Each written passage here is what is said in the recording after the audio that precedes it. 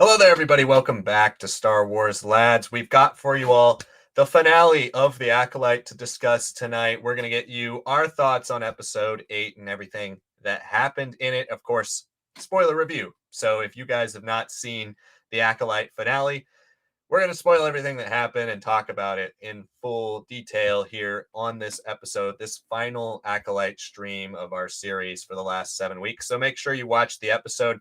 As you can see, I'm on assignment out of my normal studio, so you guys are getting this, but hopefully that doesn't hamper your guys' enjoyment discussion for the week. So we're giving you the same quality, just a different background from me.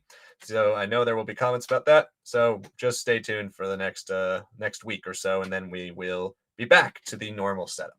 All right. So the Acolyte episode 8. This was it. This was our big episode.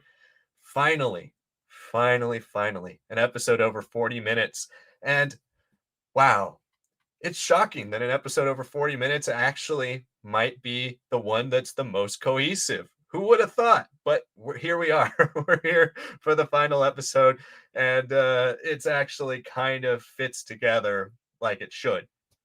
Sonic, we're gonna talk about this episode first, and then we'll do a review of kind of the season as a whole, because this is our our wrap up for the Acolyte coverage. So we're gonna give you guys a wrap up for the season.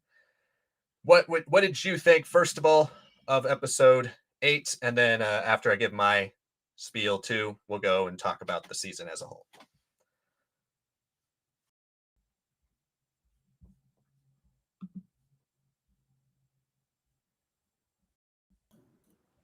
Did something happen? My cable just got disconnected there Okay. for yeah, so I thought it was like a very solid finale. It is a bit of a safe one for sure because it doesn't try to chew off too much. It's just like we're gonna deal with the main story of this season. Let's deal with that. Let's close as many ends related to it. Obviously, there are some teases for sure. But like you said, this was cohesive. This one felt right. The action was not a disappointment. As always, that's always going to be the highlight for the series. If it gets a season 2 or not, I think people will always talk about the duels in this because they're fantastic. Soul going up against Chimera again. Just a big fan. Like I'm just happy with what they've done here. I've heard rumors that this is the same crew that was behind the Vader Rogue One sequence, so definitely shows they know what they're doing. They have the flashiness of the prequels, but with the weight that's a little bit more obvious in the sequels and especially the latter part of the original trilogy. So yeah, if whatever comes out of this, it's just that you need to keep this team on board for almost everything, at least consulting on like the Ahsoka season 2 and all that which I thought those duels were solid, but these are like spectacular. These are the ones that I expect to see a little bit more of moving forward. So that will always be the highlight for me. I did like Soul's ending. I thought they didn't do too much exposition around it. They used the characters, they used the fortress as a setting, as its own little character, with its own mysteries to still be uncovered. And I thought that was good. It was just like it was a tragic end that he ultimately was trying to do the right thing, but he made mistakes. He couldn't own up to them fully. And it's just the weight of all those years of kind of living this lie that I thought it was like, okay, I can buy that. I think that's solid. I was fine with that. I was pretty happy with that. But definitely, I was a bigger fan of the teases that are being done here for more of the world building. We can start with Raincourt. I thought Raincourt was actually pretty interesting for me because this has been like a burning question of like, okay, like why is Vernestra in this plot here? Why exactly do we need to have the Senate oversight? And I mean, it's coming anyways. We know by the Phantom Menace that they are essentially just sent out on Senate-approved missions and all that. So I thought this was pretty interesting to have a guy who just was very confrontational. Like, okay, you guys act as if you're just a religion. You guys act as if you know the moral goodness, right? But that's not true, right? And there's gonna be people who are gonna say like, "Oh no, like that you're just saying the Jedi are evil and all that." I don't think he's saying that. I think he's just saying that you're unsupervised and you think you can get away with a lot, which frankly, I think this episode also hints that they have been for a while, especially with now the confirmation that Chimera and Vernestra know each other, right? She's definitely played up the scenario here. She's put it on Soul like we expected. And, there's a little bit more blame to Soul by the end here that I think I can buy, that she's not lying outright, which I think is quite fair. But there's the whole idea of like, okay, Kymer's like, oh man, once the moment she steps down and he has his mask off, it's like, maybe the mask wasn't for any of these other Jedi. It was for to keep himself away, hidden from Vernestra. And it's just begging for whatever happens after phase 3 of the High Republic to have books, to have something to lead us into the Acolyte here, because this was the most interesting Vernestra felt for me. This was the most competently written, I felt like.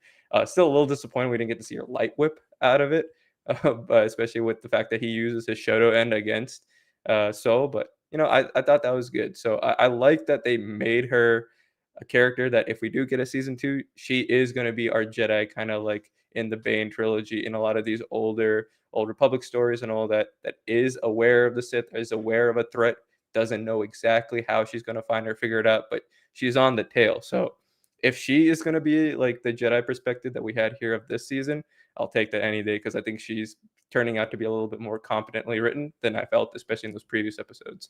Um, Still, though, I'm a little disappointed that we didn't get the Vergence itself. I wanted to see the Vergence. Like, we got the explanation for May. We got like, oh, she got the whole Luke Skywalker situation where she got sucked into some like mining portal and all that. And it's like, okay, fine, whatever. And I thought for a second, once they were at the Butu tree, they were going to be like, oh, this was the Vergence. This was like kind of where the life was created. And I'm like, okay, well, if we're already going to be ham-fisting it with like the Christian allegory of Anakin being the virgin birth and all that, having a tree of life would not be a terrible thing to go for me. But they don't really say it. I don't think it is at this point, because then Soul would probably been like, I can sense something so powerful. And I think regardless what you do here, it's got to be visually creative. So I'm not of the belief that we're done here with Brendock. Not at all. I think Brendock still has some mysteries. Again, this show is begging for a season 2 at bare minimum. I know there's rumors that Leslie wants 3, but just finish off the story. Even if you don't love it, I think there's just too much strong elements of this final episode that make me go like, dang, I really do want to see what's next. And one of the strongest elements for me was Plagueis, right? Like I was very excited to see him. I thought visually one of the strongest CGI depictions that they could have done. But it's also very interesting because he's not like just confidently marching in here and like, or just standing in the cave like resolute. It's almost like he's spying on Chimera, and that to me almost insinuates that Chimera, whatever he is still not technically Sith to me. I think that almost insinuates that like he's watching, that these Bay Knight Sith are aware of these machinations going on. They're gonna kind of pull the strings where they need to, but right now it's not like oh, this is the master per se. I'm very, very curious to see if season 2 will play off more of those very, very early leaks of the Acolyte, which were more about like, okay, all these acolytes are kind of competing to then see the master who's the apprentice, and then go up to the big dog, right, to the actual Sith master. And I hope that is what season 2 is, because if he is the apprentice looking for his own acolyte, if Chimera is not a Sith apprentice as he thinks, as we were made to believe, I think adding more levels to this, I'm totally fine with that. So yeah, that was fine. And I think I'll end it here. I think this is the best episode for me by far. I think this is where she finally felt like competent in her direction and her choices.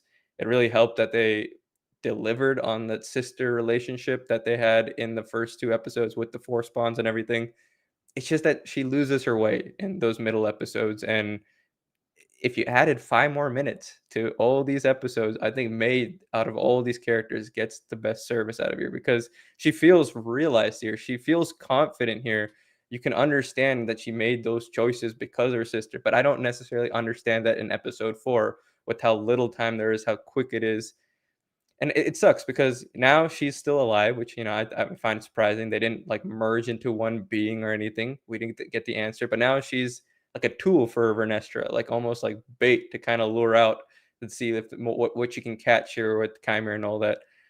I would not be surprised if Plagueis is now the one that she catches, the big fish, and she's not really hoping to catch that. I think she's trying to get Chimera, she's trying to get Osha, but instead she might pull in Plagueis, who might just completely wreck shop with her, which I think that's a fair end for her character. If she's going to go out to arguably the most legendary Sith of this era, sure, and I think that would be a pretty strong place for her in season 2, but yeah, overall, pretty safe. I didn't think it did anything bad.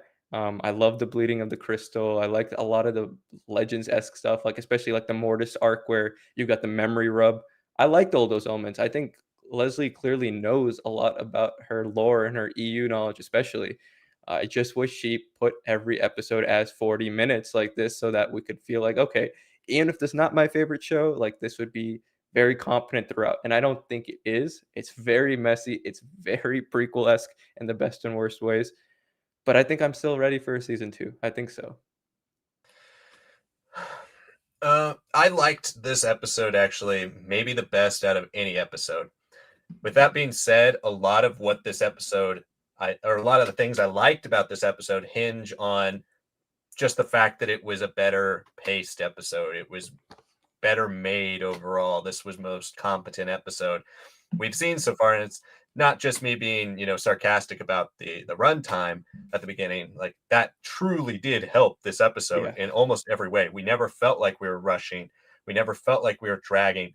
This was an episode that actually felt like it told the story it wanted to tell instead of holding back or constantly cutting too early or constantly wiping away to a different scene that doesn't connect. This was the most competent. That being said, a lot of what happens here, a lot of what you're supposed to care about, I didn't, because I didn't like these arcs the entire show, didn't like these characters. And so for me, the only thing that I kind of cared about was Soul. And I thought that was a fitting tragic end for that character. But even that character has gotten kind of muddled in these last few weeks with the way they've handled him in episodes 6 and 7. So for me, the episode was all right, but it doesn't work because I don't care about these characters. I just don't care. And that's unfortunately the problem with the whole show is the plot lines. The plot lines are semi there, but the characters aren't. And the show doesn't ever do any work to actually build its characters to the point where these moments from this episode are earned. It's just a bunch of random moments that lead to this one final thing that we're supposed to care about because oh, Lee Jung Jae dies, but like we don't care about Osha, we don't care about May. Those characters don't have the weight that they should. And so for me, it was pretty safe, like you said, Sonic. But I think in general, this was almost the most disappointing of all the episodes because you saw what there could have been here, right? There was something here that actually might have been good, but it just didn't hit in the other 7 episodes. And unfortunately, that makes this one not really hit for me either.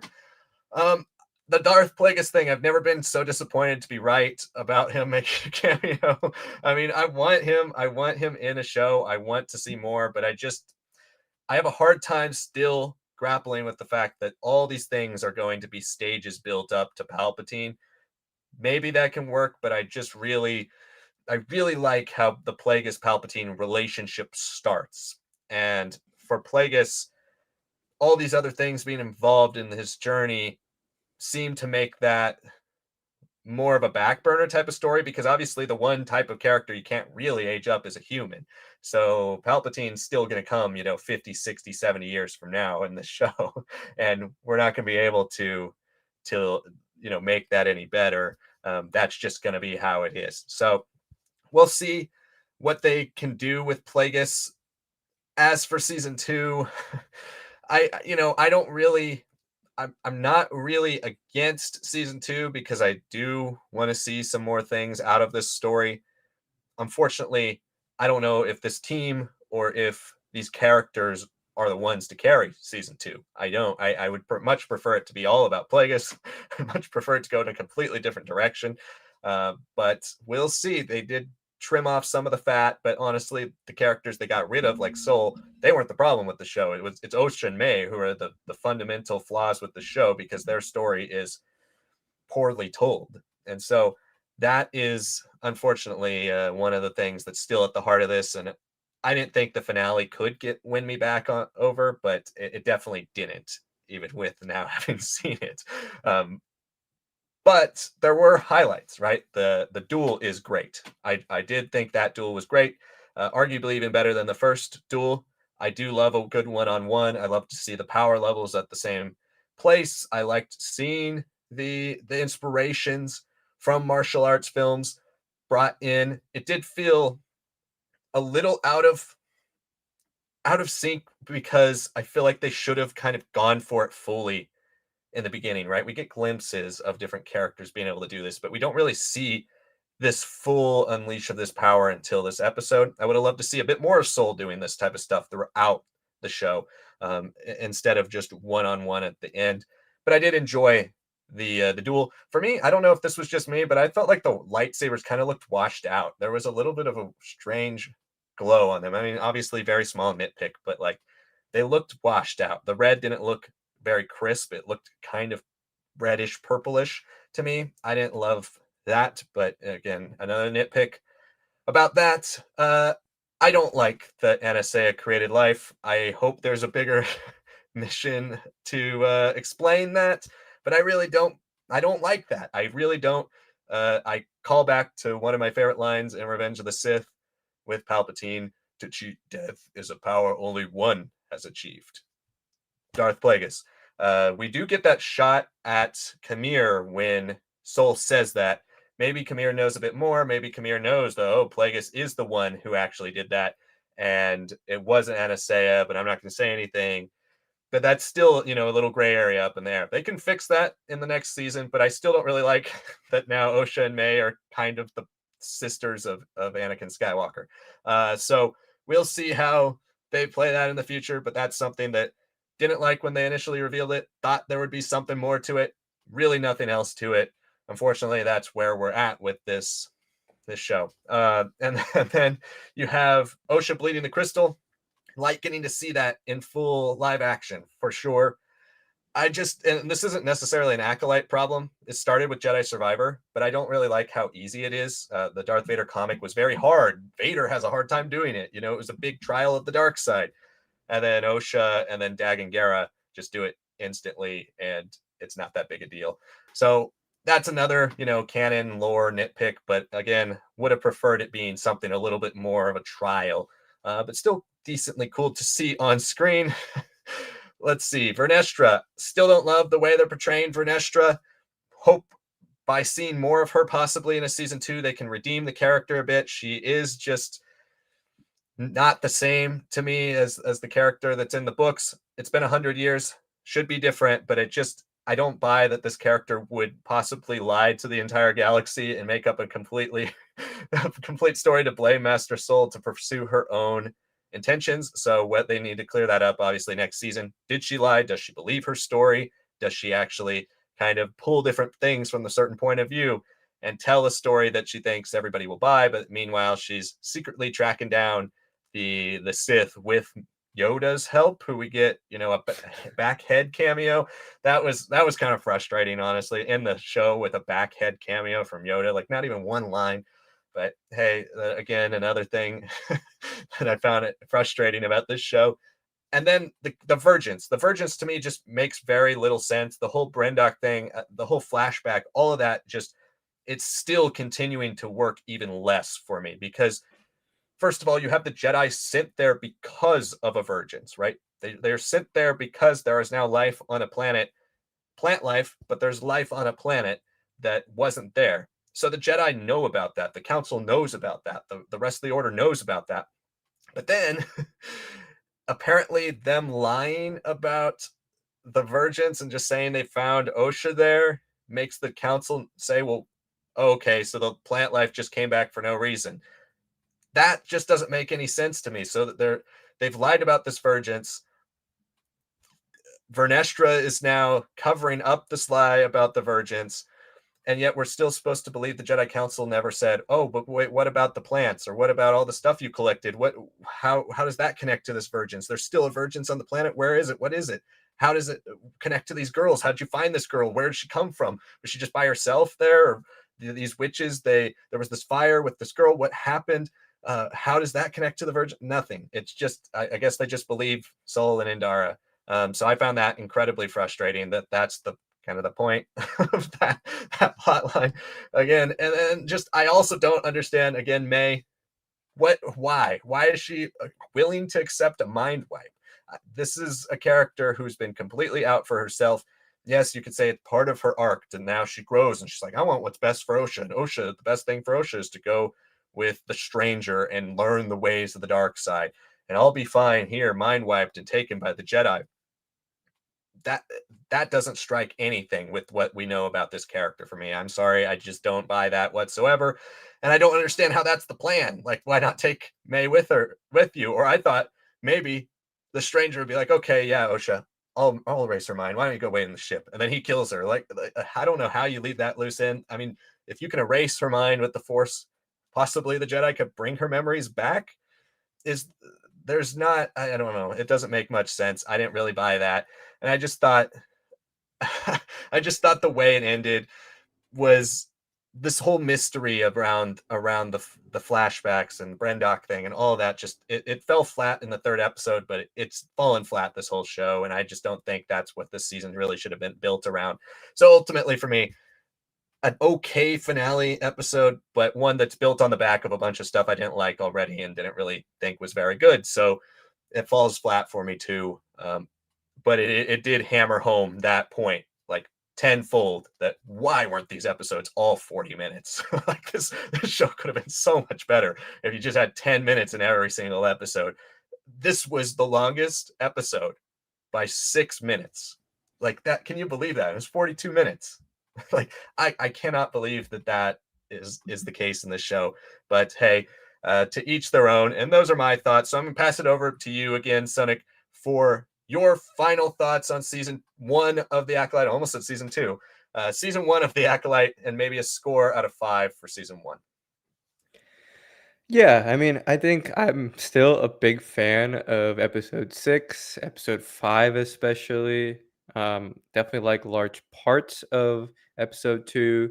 And this finale sits pretty well for me. It is definitely a show I need to rewatch. I think no matter what, even with those extended runtimes that we've been asking for both of us, there's just no real reason for this to be a weekly drop episode. I think this would have been a series that worked way better if you dropped it parceled out in batches, kind of like how Amazon does for some of their shows. So I get it. You want to have the weekly discussions, but you didn't build this as a season of television. You built it as a 4 to 6 hour movie. And I can kind of buy that for the Mandoverse because all the shows are kind of part of a larger narrative I'm kind of okay with, even if I still think that also needs to be a little bit more focused on being a TV shows with seasons as opposed to just different parts leading up to a bigger narrative, a bigger story.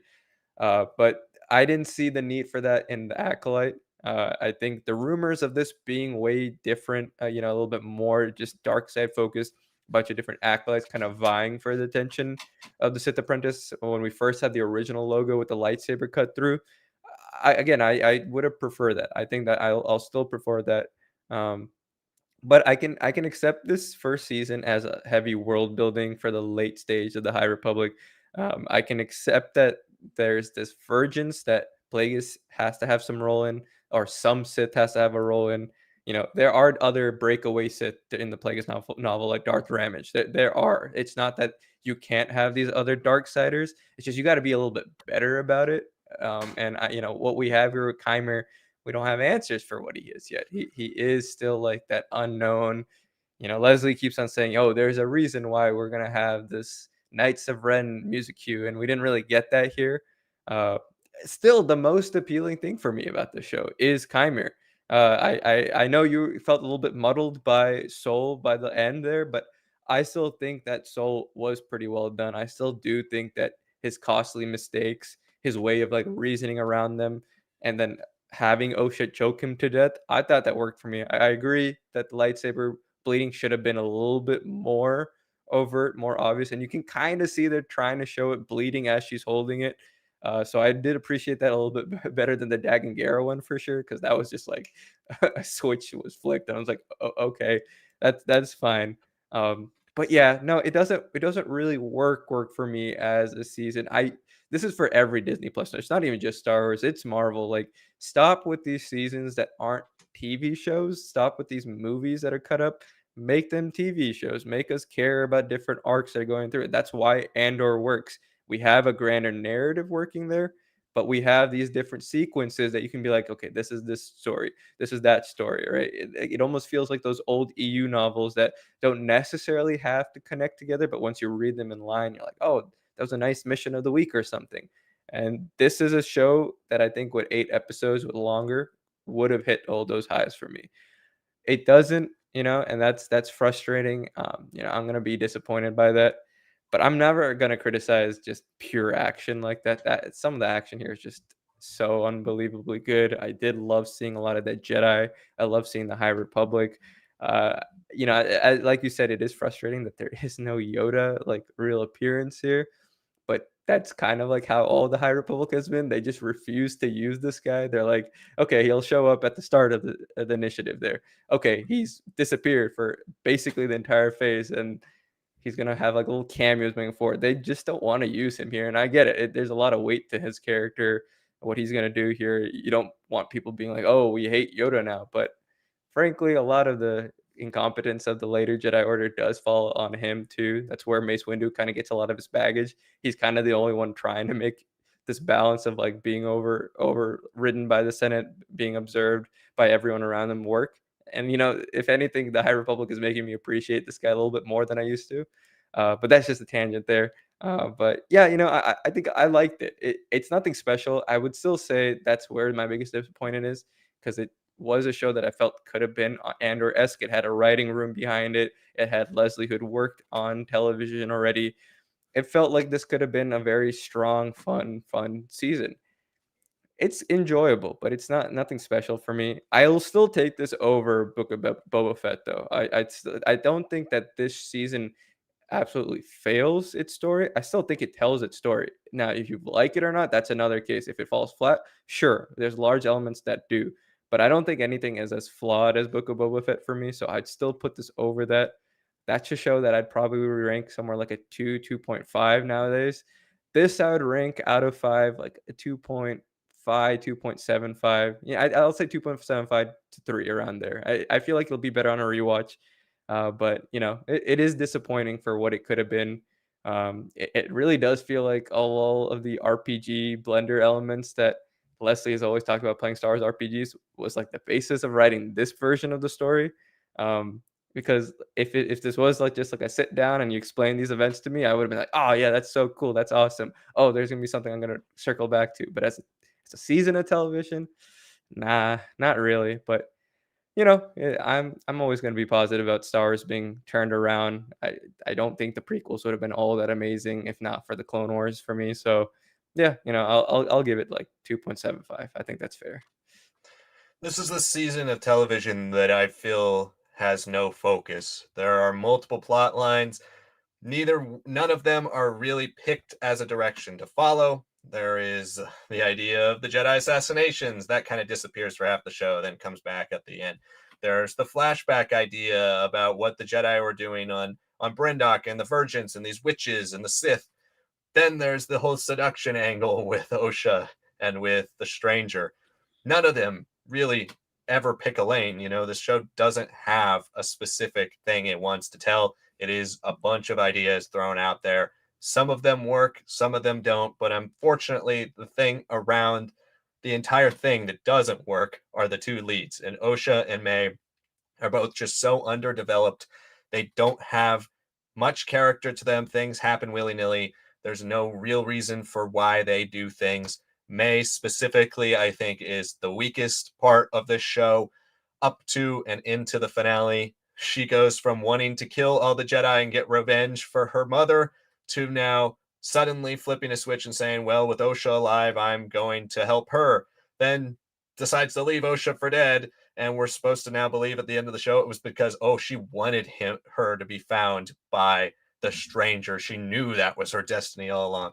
I don't buy that. Then she doesn't kill Solo when she has a chance, still tries to leave him for dead in the pod, runs away, ends up on Brendok, has this whole confrontation, and then decides to have her mind wiped because she loves her sister so much. There's nothing about the character makes sense. Osha, more basic character, still kind of bland in a lot of ways.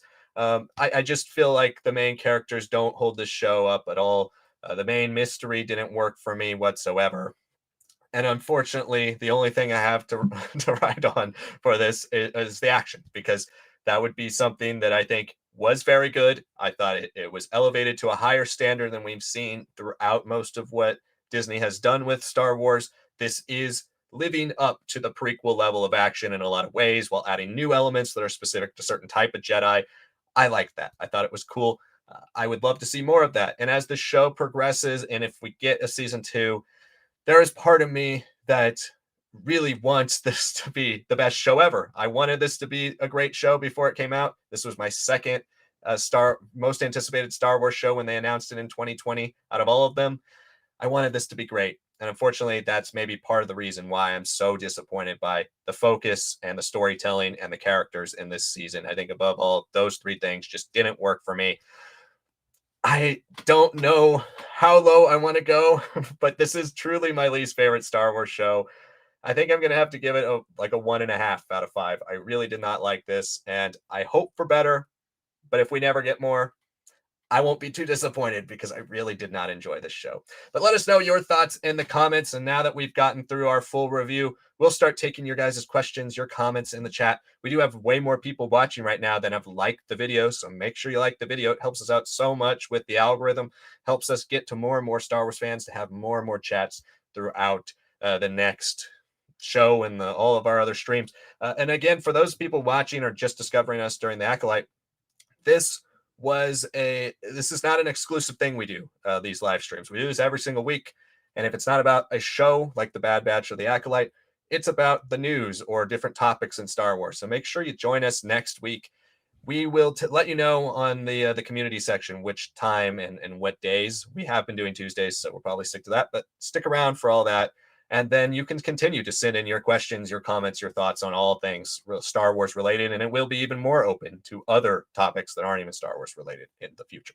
So make sure you join us for those and send in your questions down below. And again, yes, for those of you asking, I am not in my typical studio, so this is a makeshift background, but we will make do with what we have and still give you guys a good close to 2 hour show where we answer all of your questions and comments.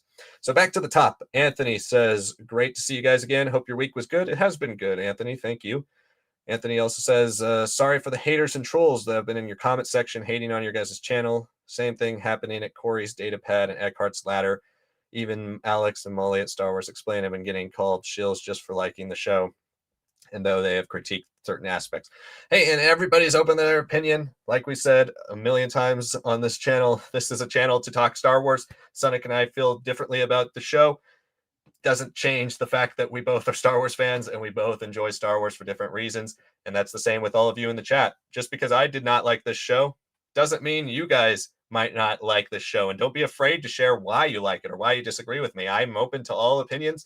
I want to like the show more. Maybe on a binge it would be a little better, but unfortunately right now that's my opinion. So take that with what you will, and it doesn't really bother us, Anthony. You know, you have to have pretty thick skin to do YouTube, and so we just kind of let it go through one in and out the other. But we appreciate fans like you who do enjoy the conversation. Yeah, and there are definitely people who are just smacking down hate for the show unwarranted, saying this is the worst thing they've ever seen.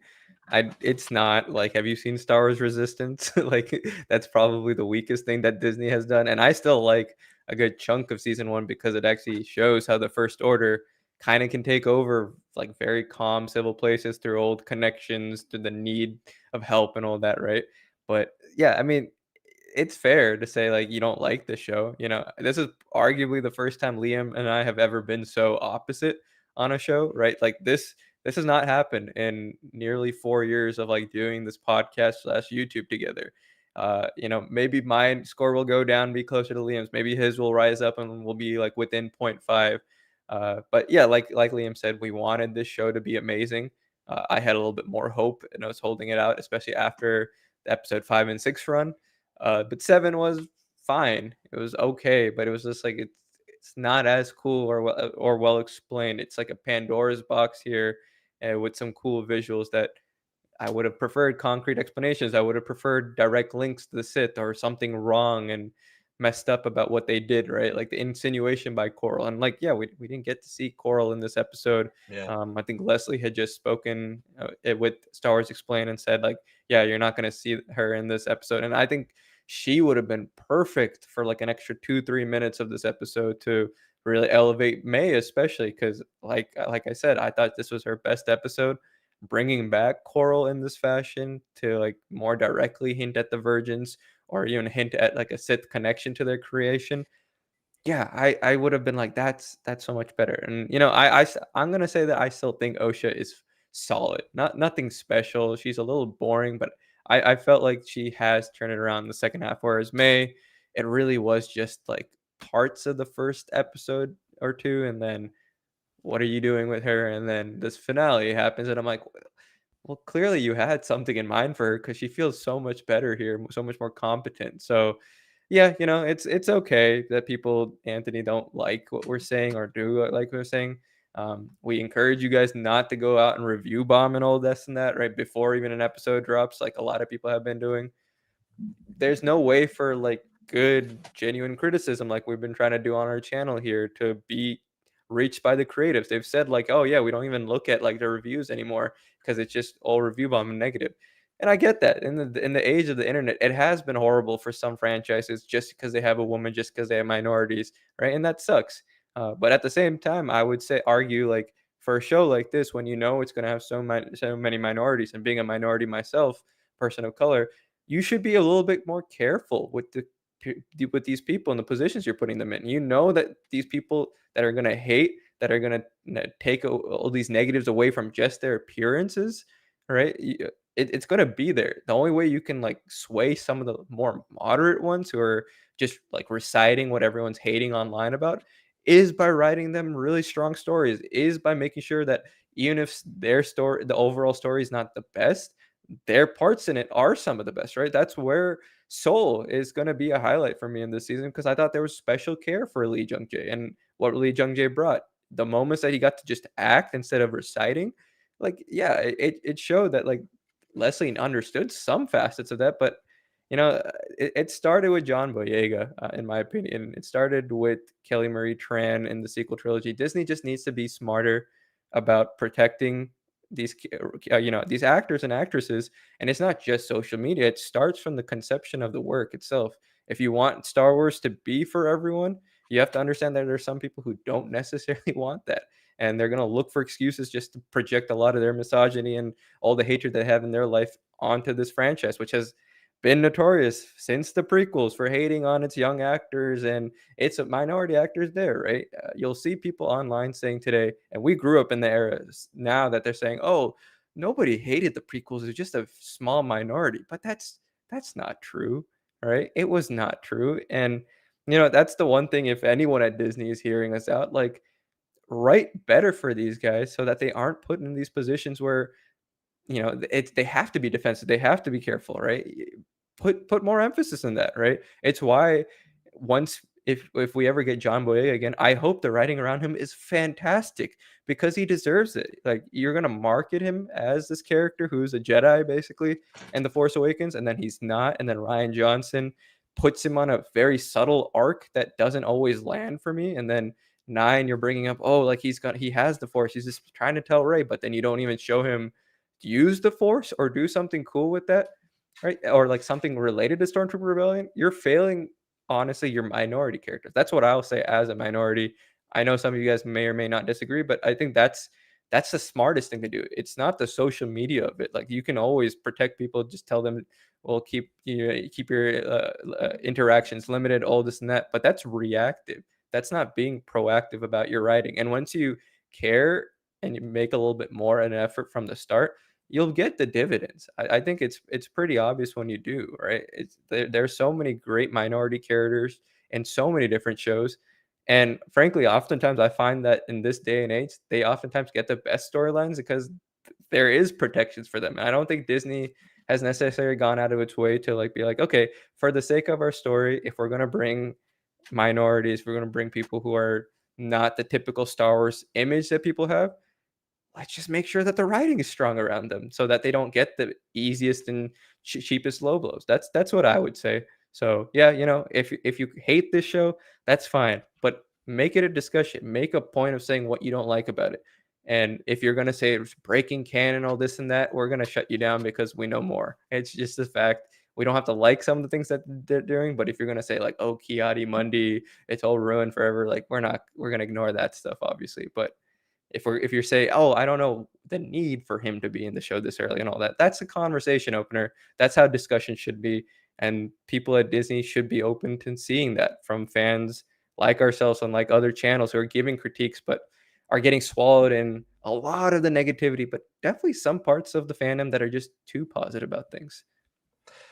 Well, while I was talking and giving my review, I didn't realize David sent in a super chat. So we'll get you to your super chat now, David. Thanks for doing that. As always, we really appreciate your support during our streams, and not just with the Acolyte, but since, for years now you've been supporting our channel. We really appreciate that. So thank you so much, David.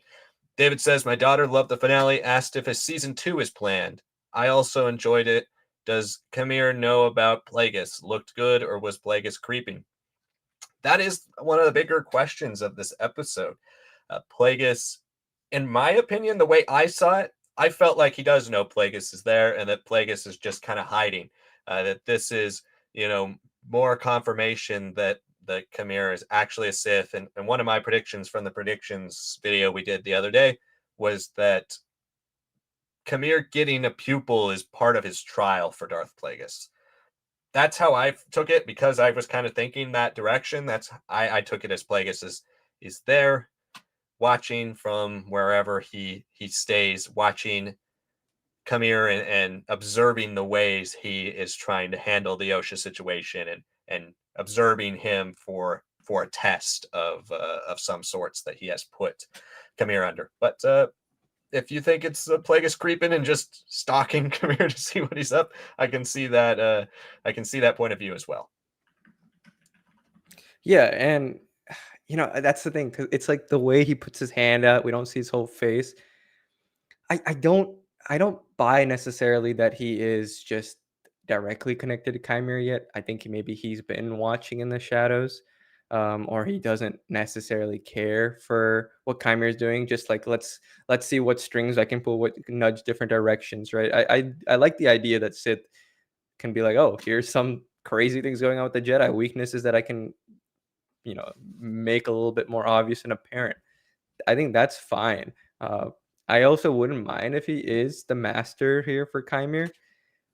I don't know. I just feel like it wasn't depicted that way. It was I think when I'd heard rumors that he's going to be in this episode in a cave or something, I thought it was going to be more like he walks in and he's like, okay, so this is what he's been doing when I'm not around. Okay, this is what he's been hiding. But it doesn't seem like that. It's like almost like he's hiding, and I think that's what's making me like say like maybe we're not so sure yet about what Chimera really is. Maybe that Knights of Ren thing is going to be developed like a prototype Knights of Ren in season 2 if things don't go his way. Maybe Plagueis is a little bit more interested in Osha and under the claims of apprenticeship or whatever her turn as a character is, but then he just experiments on her and just turns her into like a venomous almost. And I think that would be almost darker and messed up, but very in line with what Plagueis would want to do, especially with the strong amount of midichlorians that she has, right? So yeah, and it's fair to say that. David, I don't know yet. I think that's where Liam and I have opposites reads there, and I think it's supposed to be just a nice, fun cameo, and based on how people are reacting, based on like what people are wanting, maybe they go in a certain direction.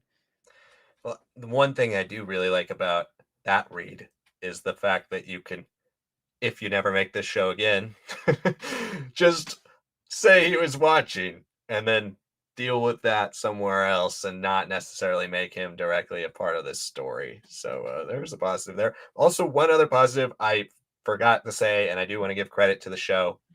I was deathly afraid that they were going to species swap Plagueis. Like, I was deathly afraid they were going to make him human just because they were going to say, oh, we don't have the budget. We got to make him a different species so that he can be on screen more. I was very afraid of that. I'm very glad he still appears to be immune. So that's awesome. I do give credit to the show for that. Ovier says, hey guys, hope you guys had a good day. I skipped a family event to watch this. Hopefully it lives up to it. Hope it lived up to it for you over here. You guys read the Django Fett comic yet?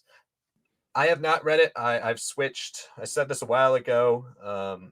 For comics, for canon comics, I've completely switched to just reading the trade paperbacks because it gets very expensive to buy all of those singles and then also buy the paperbacks or hardcovers. So when the Django Fett comic comes out in paperback, I will read it, but I have not read it yet. I have read it, and I was very happy with it. I think this is something that could almost like very easily slot into like the bounty hunter video game almost. It's not. It contradicts some elements, but you can still bring in a Komari Vosa. You can still do these things that involve Django being in this kind of burgeoning group of select individuals that he has as he's helping build out the CIS, right? So yeah, I thought it was really well done. I think some of the most interesting work for Aura Singh, definitely stuff that felt very like episode one take on what a Jango Fett story would have been like. It doesn't feel like okay, it's just a lead up into what's gonna go on there. I think this is a relationship that the series is setting up to be explored, the nuances of it that I don't think Legends ever cared for, but I think canon is really trying to make Jango Fett a little bit more of a character outside of just his open seasons backstory, which I appreciate. And then there's a very direct connection to the Bounty Hunters comics, which I'm a big fan of. Uh, the comics themselves, I think, are just like Fast and Furious when it comes to Star Wars. They're just fun. They're not too much to think about, but it ended up being a pretty strong series by the end. A lot of great development for some legacy characters like Valence and Bosk and all that, but also some characters like in the sequels, like Tasu Leech and all that. So, yeah, I liked that direct connection being made there. I think surprisingly, I wasn't. I think 2 years ago, if you've asked me, like, oh, like does underworld stuff in comics really like work? Is there any richness to it? I would have been like, probably not, especially after just like Target Vader or whatever came out. But it has become pretty underrated. I think I'm not a fan of stuff like the Bounty Hunter Wars books because I don't think you necessarily can flesh out a lot of these characters in the funnest ways because they are so visually dynamic. And I think that's what comics really get to do with a lot of these more original trilogy characters that are just cool to look at, and you get to see them do cool things and have cool dynamics. And there's certain characters that deserve novels like Boba Fett and all that in different periods of his life. But I think the comic here, what it's done for Django, yeah, I really do think if this next era of the mainline comics doesn't end up going into after Return of the Jedi before the Mandoverse, but instead just between episode 1 and 2, I would not mind following him for like almost like a mainline series because it was really well done. Anthony says, in my opinion, fans no longer like Star Wars need to move on or just watch the things they like. I did it with Star Trek. I only like things until Enterprise. I don't know if I agree with that, Anthony. People cannot like the direction Star Wars is going and still watch it every time and hope for something great. But again, I did not like this show, and we haven't necessarily been thrilled with the way Star Wars has been going for the last few years. There have been some highs, there have been some lows, there's a lot more mid stuff than we've hoped for. And I think when there's a lot of mid, that's when people start to freak out because they don't know whether to say, oh, it's the worst thing ever, the best thing ever.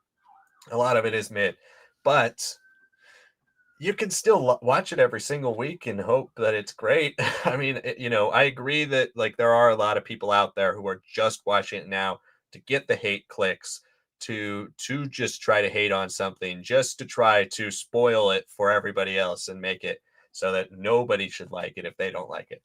And I understand what you mean, but I don't think we don't have a right to tell people they shouldn't watch Star Wars because they're not liking it, just like they don't have a right to tell us that we shouldn't watch it because we are liking it.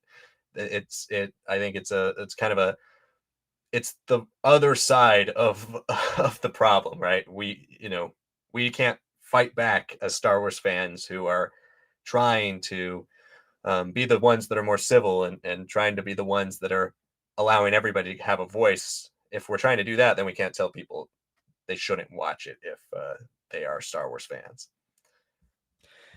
Yeah, no, I mean, yeah, I think Anthony, your most recent comment is like, who just want to hate on it, spread hate towards the actors. Yeah, again, like I said a little bit there, like it's just the way the world is. It's so polarized. Uh, People are just looking for excuses to hate on each other.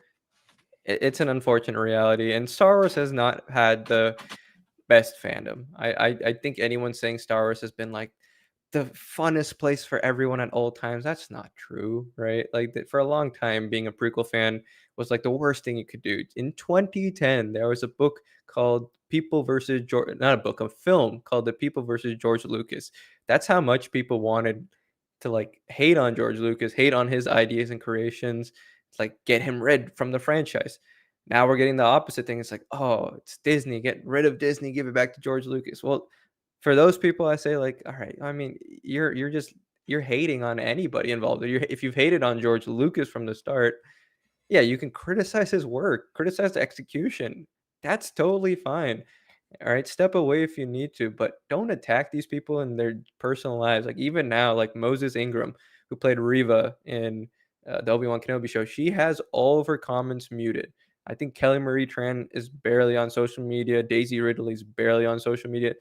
That stuff not cool, right? Like these people have other lives, they have careers. They don't want to just be defined by Star Wars, even though Star Wars is such a big thing.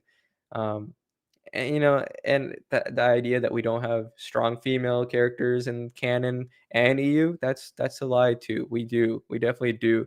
But we can criticize that these live action depictions should be better, right? If you're gonna bring these, if you know that the world is gonna be a little bit more negative, have a little bit more care. That's all I would say. If you're gonna just hate on something because that's what you want to spend your time doing, good for you, man. But like, it's not gonna help you out in any way. If you're just upset about the direction of Star Wars, but you genuinely just want things to be better, genuinely want to see what other people are saying, you want to have these good faith discussions, you'll always be welcome on our channel. We're not gonna say that. We're not gonna say that ever. But if you're saying like we don't factually understand something or everyone is wrong, if you're just going to give absolutes, yeah, you're not really there to have like a real genuine conversation about the direction of Star Wars or what your feel is missing in Star Wars. That's all I'd say. Just have care with what you say to people in general. It applies to franchises, it applies to your family and friends. That's all we can ask for, and people have been upset at us for a while too. We liked Obi-Wan Kenobi, right? Flaws and all, but there were people who were like, "Why do you guys enjoy this show?" It's like, well, we do. What are we supposed to say, right? We can give our explanations, but we do. All right. And, opinions change. Maybe in 10 years, we all back at act like we're like, wow, that was a rough first season, but it righted the ship. Or it's like, you know what? Like, I'm glad they abandoned it and just shifted to like books or something. We don't know, right? We're just taking it as is. The episode only finished airing like an hour ago. These are pretty quick, fast opinions. And that's what forms a lot of people's opinions these days with social media and everything. Sometimes we do have to take a step back, but that's not the nature of YouTube. So we'll just give you what we're gonna say honestly, and we're not trying to force anything on anyone. But if you feel like we're adding to the conversation in a positive way, if you feel like we're adding it to a negative way, tell us. That's fine too. We're not saying that we're and but we know everything that we're saying here. We're just giving our honesty and our opinions on that. Uber Tibby says, man, they really executed Darth Plagueis so well. He looks perfect. And Yoda at the end, chef's kiss.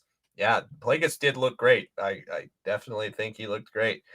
And Yoda, it was interesting because it did look like they used the puppet Yoda. So I was wondering, that was something I was really wondering in my characters who could be in the Acolyte video. Will they use puppet Yoda or will they use CGI Yoda? Looked like they used puppet Yoda, but it is again, obviously back of the head, so doesn't really doesn't really mean much. Anthony says that was not Plagueis, it was Tenebris because it looked like a Biff. I don't think it looked like a Biff at all. I think it looked like a Mune. Biff have big heads and big, Opposites, yeah. yeah. So I don't think it looked like a Biff. Hands wise too didn't really look like a Biff. So I believe it was Plagueis. And I did actually, I spent like, 6, 7 minutes scrolling through every single page on those credits, trying to make sure they didn't put Plagueis's name in there, and they didn't. So we shall see. It is still not officially confirmed, but it seems like it is. Anthony says, I think he knows that Kamir is training someone, but he will probably kill both Osha and Kamir. This episode shocked me hard and made me excited for the future. But if it was Plagueis, do you think that he's working for Tenebris, or did he already kill him?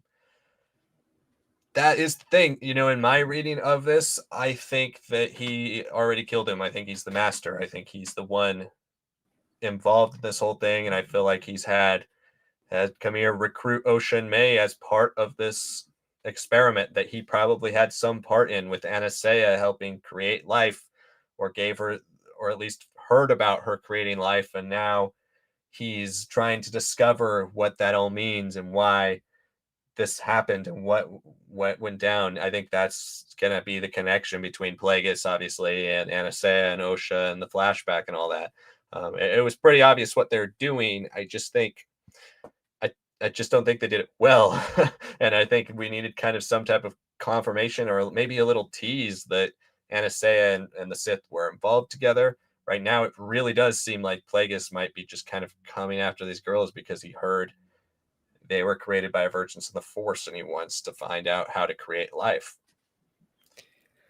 Yeah, I mean, and that is the central mystery that is unresolved, that I feel like we should have gotten some, at least even like a visual of the Virgins or something. Like we just don't. We just have the knowledge that it's there, and I know apparently the Virgins are like something during after the Great Disaster when they created the mining colony, they were then wiped out by the Virgins or something. That's what Leslie was saying, or something to that effect in her explanations. But you're telling it after the fact. It's not in there for us. And if we had seen like something to hint at, like, okay, this was built on top of it, or like there's a like sealed away room or something, then it gets us interested, gets us like wanting to be like, let's go back to Brendok. There's more there.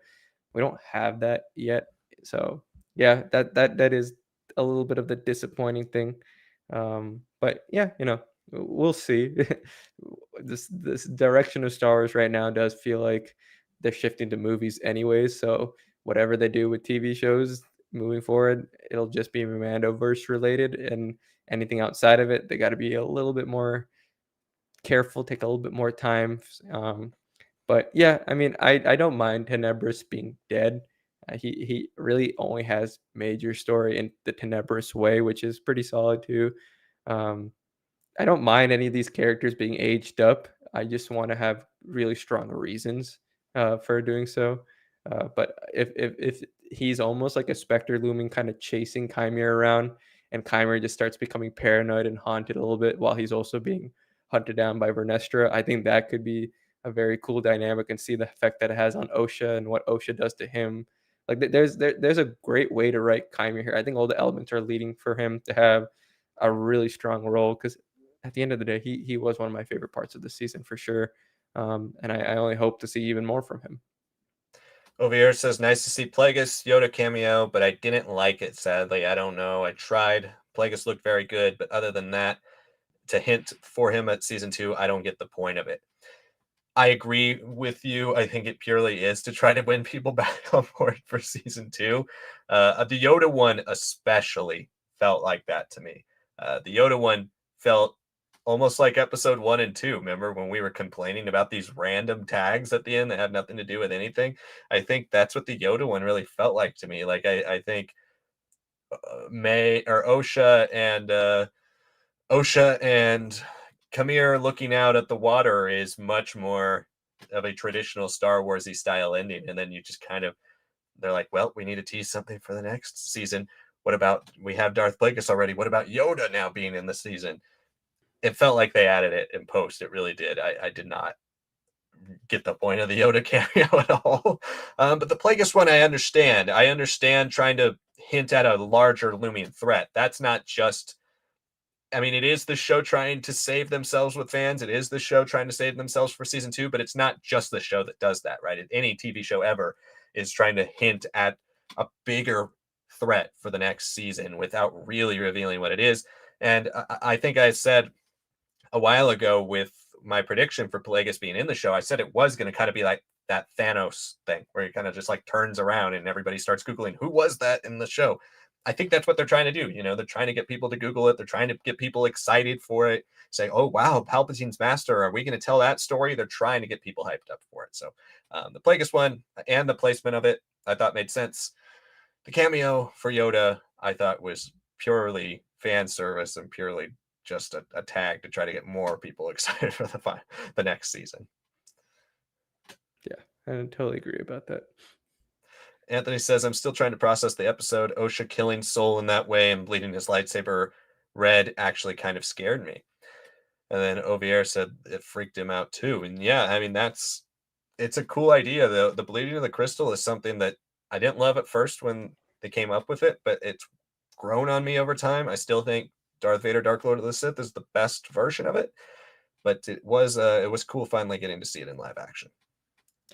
Yeah, yeah, and to a degree, I can almost buy that it's a little harder for Vader to do it, not because it's like, oh, he's so conflicted and everything's holding him back, but if I'm correct, it's the crystal that he gets from the Jedi who takes the bearer's vow, right?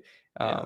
I forget his name, but yeah, that guy was a tough son of a gun, right? Like I think if he's in the bearish vow, disconnected from the galaxy, only really is like, okay, something has gone wrong, that it's disturbed my meditation and seclusion, which is a whole point of the bearish vow, like that you don't have any interaction with the rest of the galaxy. You're kind of in your own plane of existence.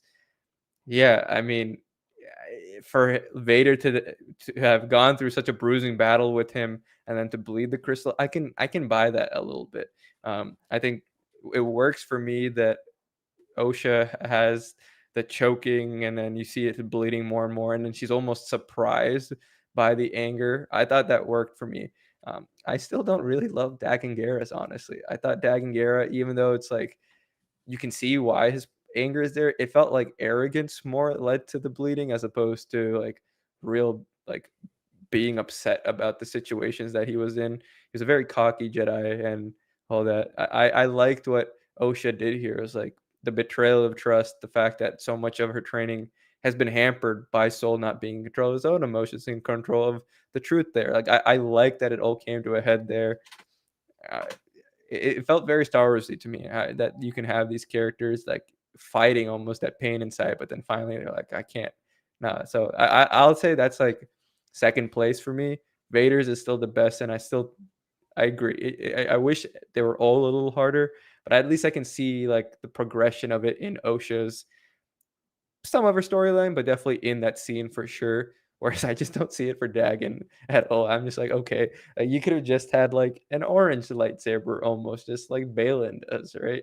Like you're not like purely a Sith in that game either. So it's I don't know. I think that kind of comes down to my year on now, like a little bit of like unfortunate reality of, as much as I like Jedi Survivor for what it does for Cal and for the main cast, the villain of that story is a little undercooked, and I wish Dagan Gera had more reasons, more explanation, more direct connections to the High Republic events to make me care for the choices that were made, that instead of just feeling a little flashy here and there. Well, they could have just had him have the red lightsaber without Yeah, even needing it. yeah, yeah. Yeah, that was definitely underwhelming. Um, Anthony says Kamir is simply finding someone for Plagueis to take as his apprentice. I don't know if it's Plagueis' apprentice. I would assume it's Kamir. I mean, in my head, right, Palpatine has Darth Maul the entirety of the third act of the Plagueis book, and Plagueis is well aware of that, and they use Maul as an acolyte of sorts, as an assassin.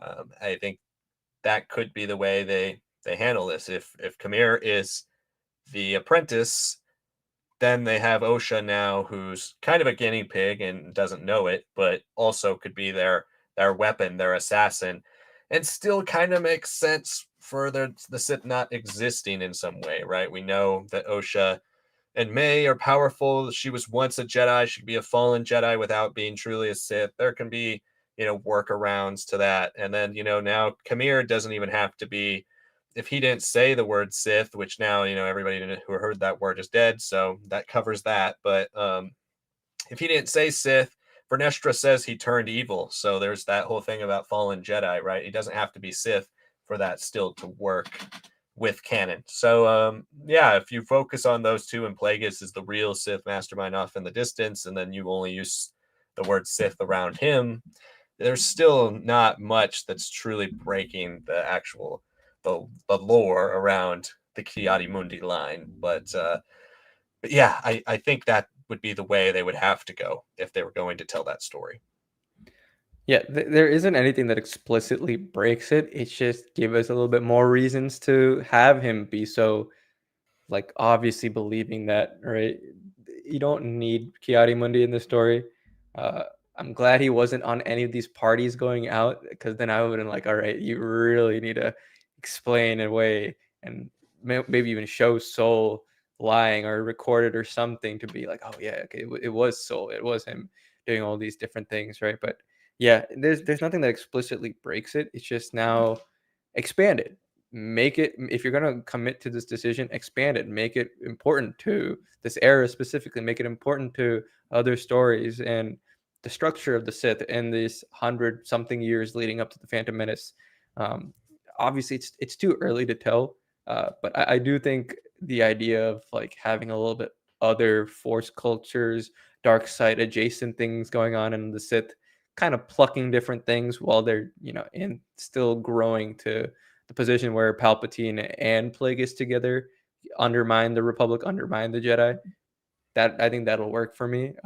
It's just we need to almost, we might never get a Plagueis novel per se, like to that detail and level, but I almost would trade it for having like so much story, so many books, because that's a dense book to get into. It is hard for a lot of people if you don't know a lot of the stuff set before the Phantom Menace.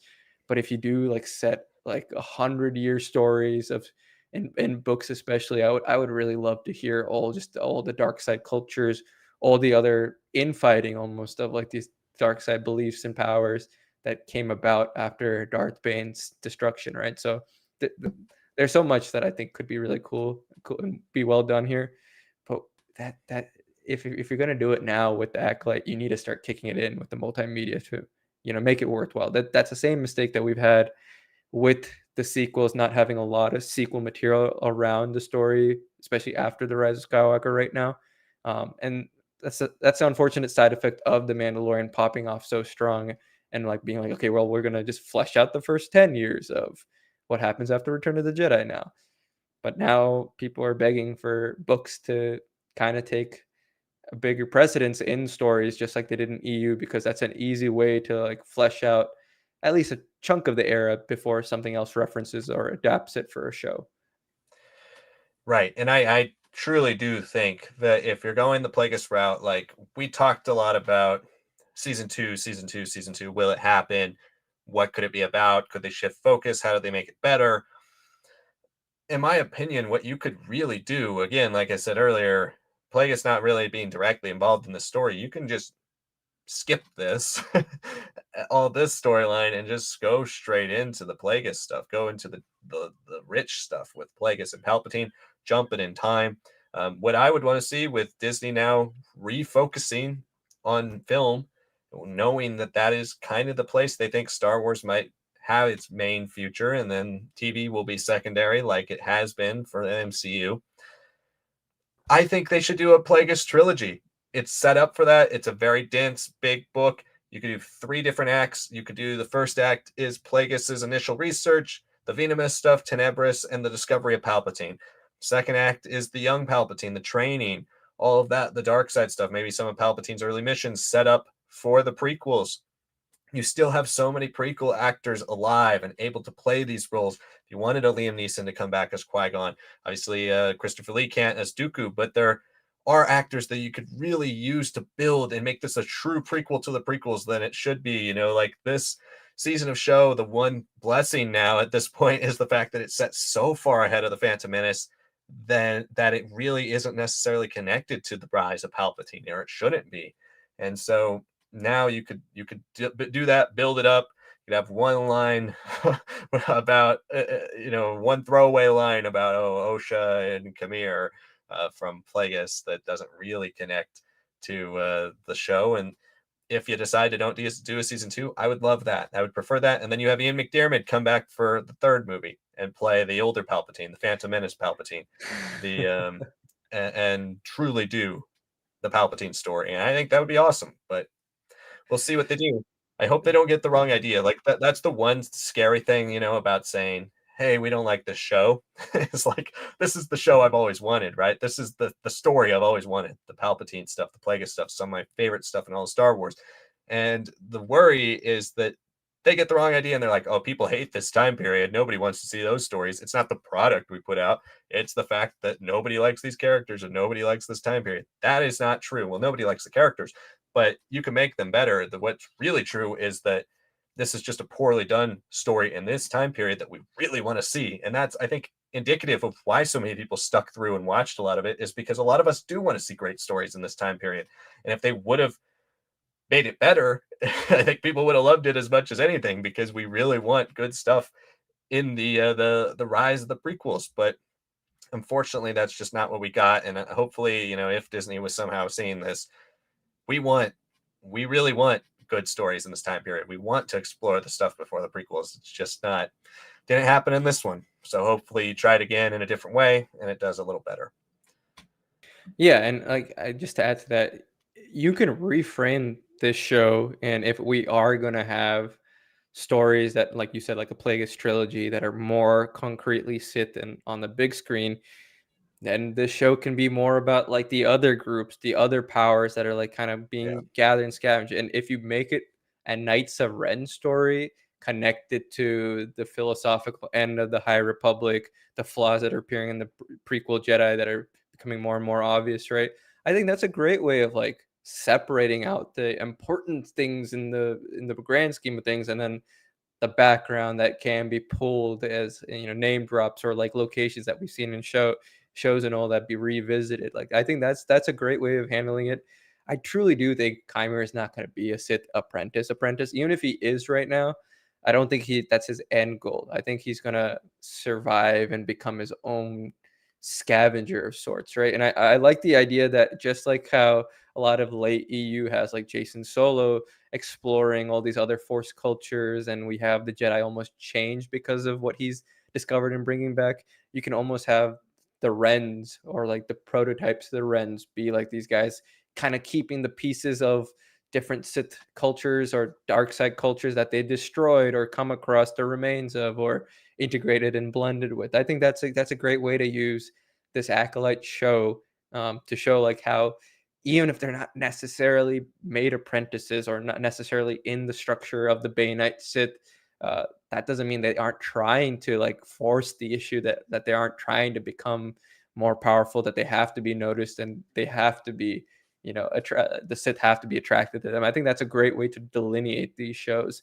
But yeah, to your point, this is an era we want explored. It just didn't turn out the way we wanted to in this first season. It could definitely be better in a second season that is way more dark side focused, way more Sith focused, like originally pitched.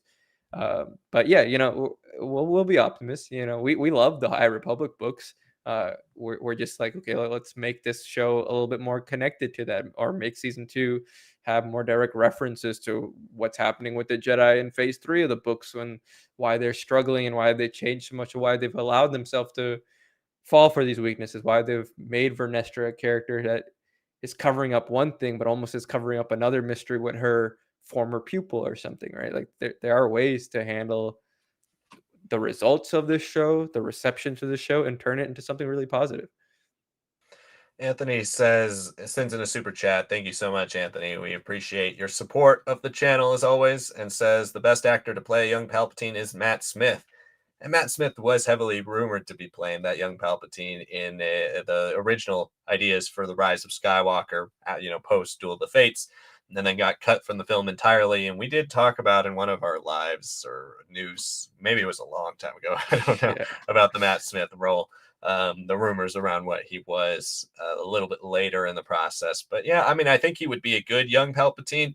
And I think he would be good for that second act, if they did the 3 Plagueis movies, he would be good for that second act, that Palpatine that's in his maybe early 30s, mid 30s, who's on the rise, not the Palpatine who's in his late 50s or 60s like he is in the Phantom Menace. I think you leave that for Ian McDiarmid, and you might have to cast somebody in their early 20s or teens to play young Palpatine, like we get in the first act of the book. So, yeah, but I think he could be a solid choice to play Palpatine if they do go with that story. And I hope they do one day. I really would like to see it. It will be hard.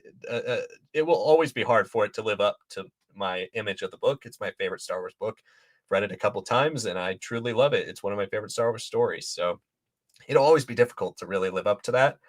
But I am an open-minded person who is willing to enjoy and accept a version of it on screen, but it just has to be good. It means I will be probably more critical of it than normal, but it also means that if they hit certain beats, I will enjoy it more than other Star Wars things. Yeah, So yeah. yeah, here's to hoping that actually happens one day.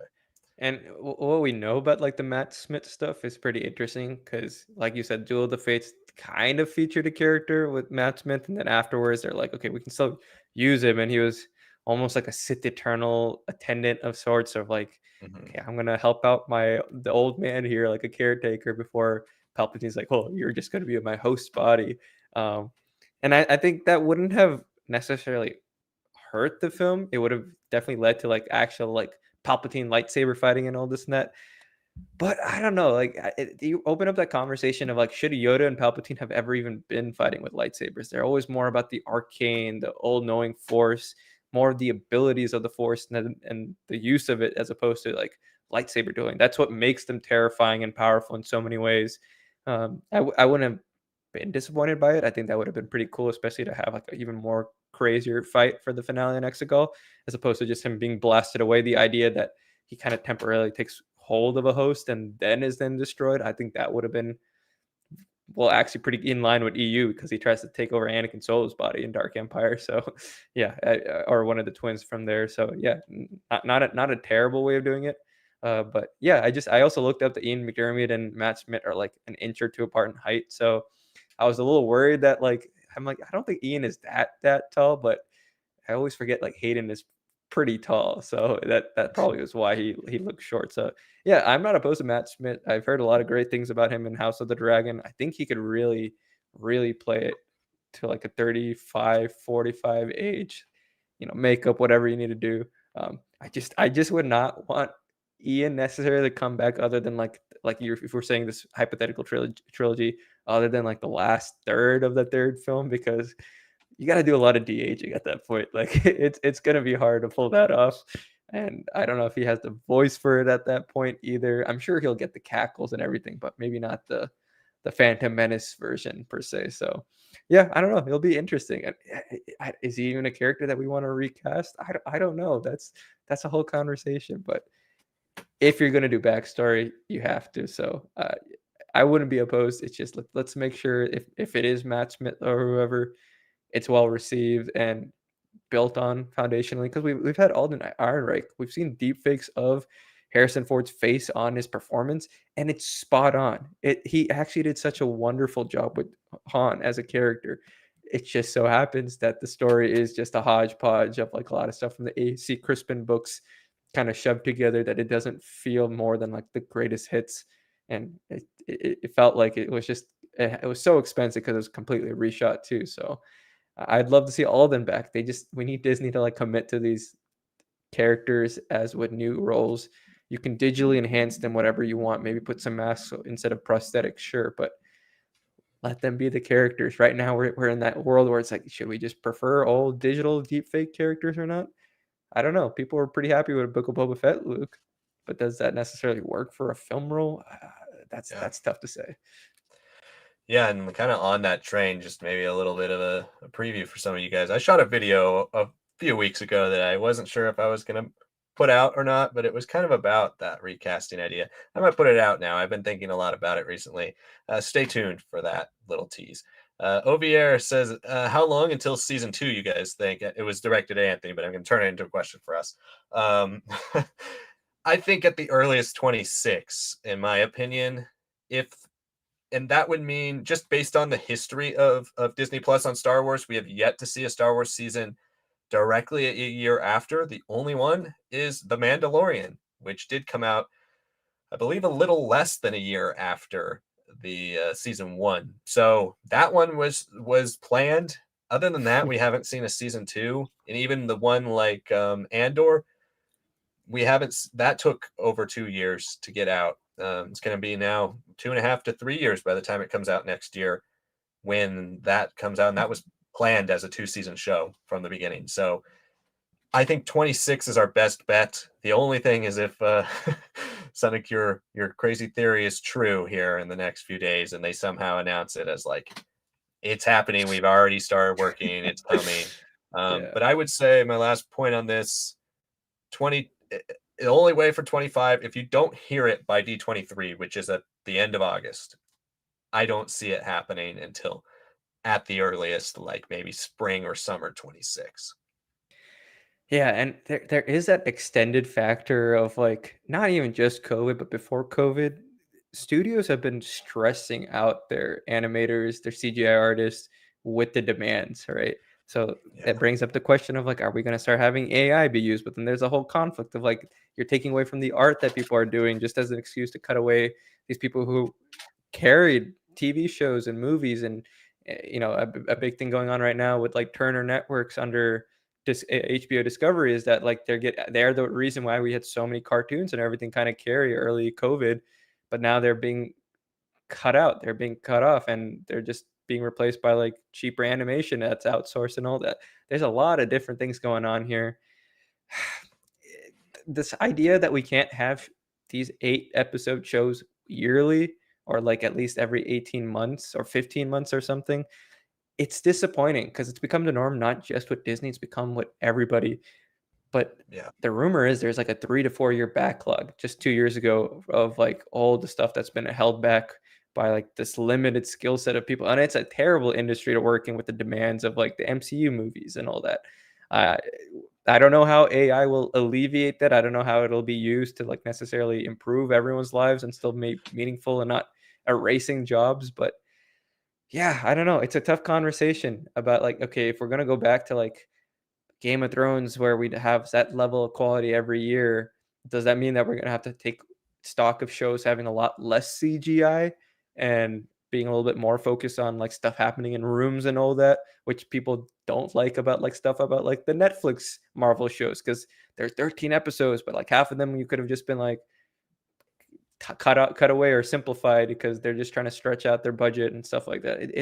It's a really tough conversation. I agree that if there is a season two, it's got to be announced very soon or like have its own thing outside of D23, which wouldn't make much sense anyways. Um, but yeah, I know I hope that it's announced. I hope that we don't have this situation where it's like they're just waiting for it. Just commit to it. If this was meant to be like a 3 season show, but then you have to cut it back to 2, that's fine. But then make the episodes long to justify like setting it up, or like if you're like, oh, the plot was going to be way more focused on the Sith, but we don't necessarily want to do that. Okay, cut away some of that Sith stuff and set it up for a movie, and just be like, oh, these are shows and seasons that you can watch leading into a Plagueis film or something like that, right? There's cool things to do here. There's a lot of different levels, a lot of different people involved, process involved to really consider. We obviously don't know every level detail of it, but we know some from our filmmaking background, and it's tough. It's really tough to say. I mean, even something like like an Ahsoka show wasn't guaranteed right away. It took a few weeks for them to announce it, almost like a month. So yeah, maybe we get the same time frame, but we don't know where the heck Ahsoka is right now because they're recasting Balin too, and that's its own Pandora's box of like Yeah. what's gonna happen with that show. Yeah, and it is very uncertain right now in the world of Star Wars. We have no idea what's coming next year. Andor season 2, I believe, is the only thing that we know will be 25. And other than that, there's nothing else that has been announced or that is rumored. Like, I think Ahsoka season 2 at best would be end of the year. Yeah. So, yeah, there's nothing. And we have Mandalorian now becoming a film, and that's 26. So who knows? Star Wars might be kind of a dead year for Star Wars next year. Maybe the new animated show, or if they have an animated show currently in the works that is close to being done, maybe a 1 season show or a 2 season show they've already started on, a follow up to the Bad Batch, or more visions. I'm sure will get announced next year at Celebration Japan.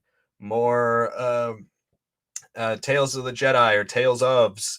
Maybe that anime we've been hoping for. I don't know. It might be some of that stuff, but it doesn't seem like next year will be a very, very big year for Star Wars on Disney Plus, unfortunately. Anthony says, I want to see Plagueis absolutely destroy May, Osha, and Kamir. I wouldn't mind that too, Anthony. But actually, kind of bringing that up, something that shot at the end with Kamir and Osha standing off, looking at the water, and Kamir like kind of creepily grabs her hand, even though she doesn't really like him or want to be there with him, but he grabs her hand. It was very YA to me, like I don't know. I could see the show kind of shifting in that direction. This show has already kind of been that in a lot of ways. Some of the weaker elements of typical YA style storytelling. So what if the show does shift into that and you do get Plagueis somewhere else or Plagueis in the film, and then at the end of it all, Plagueis is like, all right, I've let you guys have your fun playing dark side, but here's me to take you all out in the Plagueis film or something. That would be interesting. And I think that is a way to tie up loose ends if you had to. Yeah, no, I think that would be pretty cool. I don't know if I would necessarily want him to directly just confront them. I would almost like him to be the manipulator that's like putting them in situations and making them paranoid and forcing them against each other. It's like, why put yourself at risk here when you've got a bigger long term vision and you eventually have to be against Palpatine, right? And we've seen Osha with the mask, right? She has that possession power almost take over Chimere to the point that he almost like he didn't necessarily die, but he was struggling to like move his hand and body to get the helmet off of her. Um, I don't know if I'd call it YA. It's just that it feels YA because only one person is reciprocating right now, and there's things like the Darth Bane trilogy where you see Xana as a little bit more like seductive and almost like trying to charm Bane a bit, and he's like, "What are you doing? Like, I don't see you as that," and stuff like that. But you can't show it just yet. I think the idea is that you're gonna if you make Kymer almost like the creepy guy, kind of moving on to her, but trying to be subtle about it. I think that could work. Um, but then you have shots of him like completely naked coming out of the water, and you're like, okay, so what are you trying to say? Is she supposed to like care about that? Is that just like eye candy? Right? I don't know yet. I don't think Star Wars has really ever been great at romance outside of like traditional ones like Han and Leia. In my opinion, romance being limited to like 5 minutes of an episode or 5 minutes or 10, 15 minutes of like a 2 hour movie is the best way to handle it. I don't really think romance drive Star Wars per se. Love definitely does. Like, and love can be manipulated and used, but romantic scenes almost feel like some of the weakest parts of Star Wars so far. And it's not just Leslie. It's basically everyone. It says something that Han and Leia's relationship is still kind of the standard bearer, and that came out in the 80s. And it's only because Harrison's like improvising lines at the very end there. So, I don't think it's great in Return of the Jedi compared to where it is in The Empire Strikes Back. I think it hits a perfect tone there, but then he's like, "Oh, I'll leave you and Luke alone," right? Like, "Oh, I get it. It's like you just made it like a comedy, a farce now." And it's so much better done in EU and all that too. But that's the advantage of books. You can reason, you can get inside people's thoughts and explain some of their behaviors. It's hard to do that on TV, and I just or films, and I don't know. I don't see Star Wars ever really doing it super well. So I'm open to it. It's just spend some time on it if you're gonna do it. Yeah, I mean, I think what the direction of this show is in season 2 will really determine what the direction is that the I think the showrunners wanted it to be. We've talked a lot about does this show has the show had problems behind the scenes? Has it been two different ideas crammed into one? Because it does seem that way. It is the young people show, right? The Khmer, the May, the Osha, that type of stuff. And then on the other side, there's the Sith idea and the Jedi. It's like all crammed into one that doesn't necessarily seem to fit right. I think, if they could turn this into like a disturbing love story between Kamir and Osha, would that necessarily interest me? Or, that's not really for me, not at all. But they could do that and try to target a specific audience and then say, okay, that's what this is now, and then we'll explore the other stuff that we tried to shoehorn into this show in another medium or another show or a spin-off. I think that honestly might be preferable if they decide to go that route, or just go full on into the Sith stuff and start to kind of make the romance secondary. But we've seen, I think they have a good template for what a twisted romance in the dark side could look like. And it's a recent one. It's Inquisitor Rise of the Red Blade did a great twisted romance Yeah, in the it's dark true. side. And I think if you really want to explore it, like look there to bring in Delilah's Dawson, have her consult. That is something that's pretty interesting. You could do that, but um, if they want to just kind of go with like Kamir and Osha against the world storyline, they could go with that too. And those people who have enjoyed that can still enjoy it, and everybody else who's not really into that can go watch a different show that maybe is a little bit more about what they actually originally pitched. Anthony says, I do think the senator is out to get the Jedi for sure. He does seem that way. um, Death and Taxes said, this was hype. Long live the Sith. I'm glad you enjoyed it. Death and Taxes. Anthony also says, off topic, Darth Vader 2020 comics are almost done. I like them so far, especially with Sidious destroying Vader on Exegol. Yeah, there's been some great stuff in the Vader 2020 arc. It has been a little bit, in my opinion, overlong. I think there are some arcs that are certainly looking for story, but when Greg Pak does go in on the stuff he wants to write, it's really really great. It's up there with the best Darth Vader stuff in all of Star Wars canon comics. But it meanders sometimes, especially with the tie-in storylines. Yeah, for me, it's like firmly the third best of canon, right? And that's not to say it's bad. I think Right. everyone's getting this idea that, oh, this is like such it's like wait, I've seen so many people on Twitter and all that saying like it's just become a like a mockery of itself, but it hasn't. I'd say the biggest issue is that Charles Soule doing all three of those crossover lines, War of the Bounty Hunters, Crimson Reign, Hidden Empire, that hurt a lot of these mainline series, right? Like the Afra series definitely was hurt by War of the Bounty Hunters, especially. It had like no real reason for her character to be involved, and she's barely in it anyways. But it after like an okay start, it stumbles for like 2 arcs for me, and then it actually progressively gets better, better, better, better. That's the thing, right? Vader has been the messiest, like you said, because it starts off with some of the most like interesting lore developments, right? It does stuff with the handmaidens, it does stuff on Exegol and all that. But then, yeah, it meanders. It gets really messed up with like the fact that you can argue 10 to 15 of those issues are just recaps of like or like a different side angle of what you've already seen in the mainline comics of those miniseries runs. So it doesn't really feel like a 50 issue comic to me. It feels more like we're supposed to be on like issue 30 something right now, like the high 30s. And if you cut away all those issues and you just read the mainline stuff and then jump back into the essential parts of the comics, I think it sits better. I still do like his role in War of the Bounty Hunters. Crimson Reign era, I think it's good to have him like be like cleansing out all like the Crimson Dawn agents. I think that's something what Vader would relish in. I just don't like some of the people that he's with and around and some of the missions he's on. It kind of gets very distracting. But Hidden Empire onwards, I feel like the series has really picked it up again. I don't necessarily love the Schism Imperial that's happening right now in the comics, but I'm seeing a lot of the groundwork for Return of the Jedi Vader happening, and I believe it's been promised that at least the Star Wars 50 issue is going to be a super long one. I wouldn't be surprised if the Vader 50 is also super long.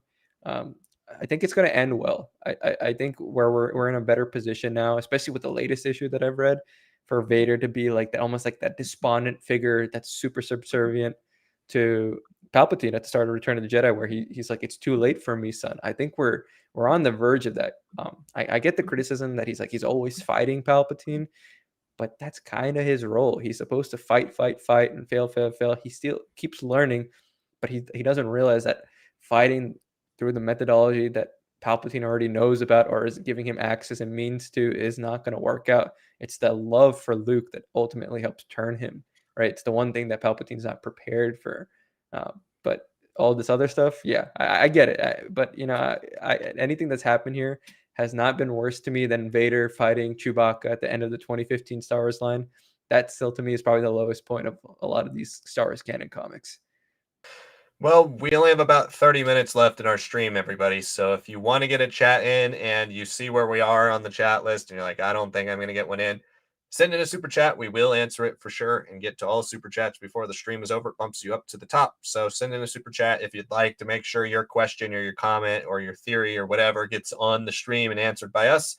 If not, we're going to keep going here in first come, first serve order, starting with Jamie Donnelly, who says this episode's trying to be a wrap up to too many things. I agree with you, Jamie. Thought it tried to tell too many stories in this entire show, really, and it set itself up for that, unfortunately. Anthony says, "Oh yeah, come here. Duel with Soul reminds me a lot of Episode 1. It did in some ways. I can see that." Farrell Lundy says, "Plagueis cameo was added at the last minute by CGI team, requested by Leslie Headland. I feel that it was added in order to give fans hype for season 2 or to influence opinion of real fans." I think I don't know where you're getting that information, Farrell. So maybe there's been a source or something that's come out, or you know somebody. But if that is indeed true, then it does make sense. I I don't know. I can see that being the case. I can also see it being something that was planned. It does seem actually like the two out of the two cameos, like I said earlier, the one that kind of fits in the spot that it's in, unlike the Yoda one. But yeah, if that is true, then it does make sense as well. Yeah, I haven't heard anything about that. Like comments like these, if you can't really give us a source, we're not really gonna take them 100%, right? We can only give our thoughts on what you're saying. But yeah, I mean, I agree with Liam. This is something that felt intentional.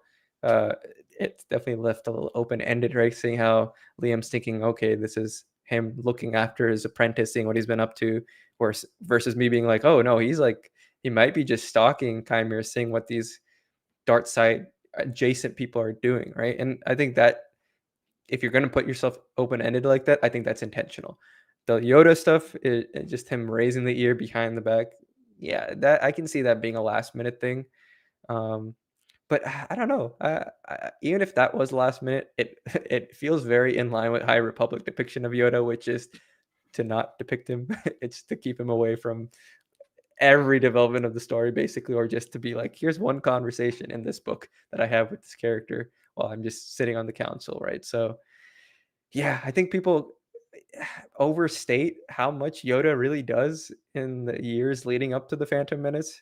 He's You can see some of Dooku's argument that he's stagnant, like especially in I think it's Matthew Stover's or some book from EU where he's like, a lot of the hypocrisy, the failures, the weaknesses of the Jedi happen because you can't have a leader be sitting on the council for so long and be perfectly connected to the world and all that. And I think that's a fair criticism of Yoda. That's been something that's been explored in his Yoda comic miniseries that came out a while back.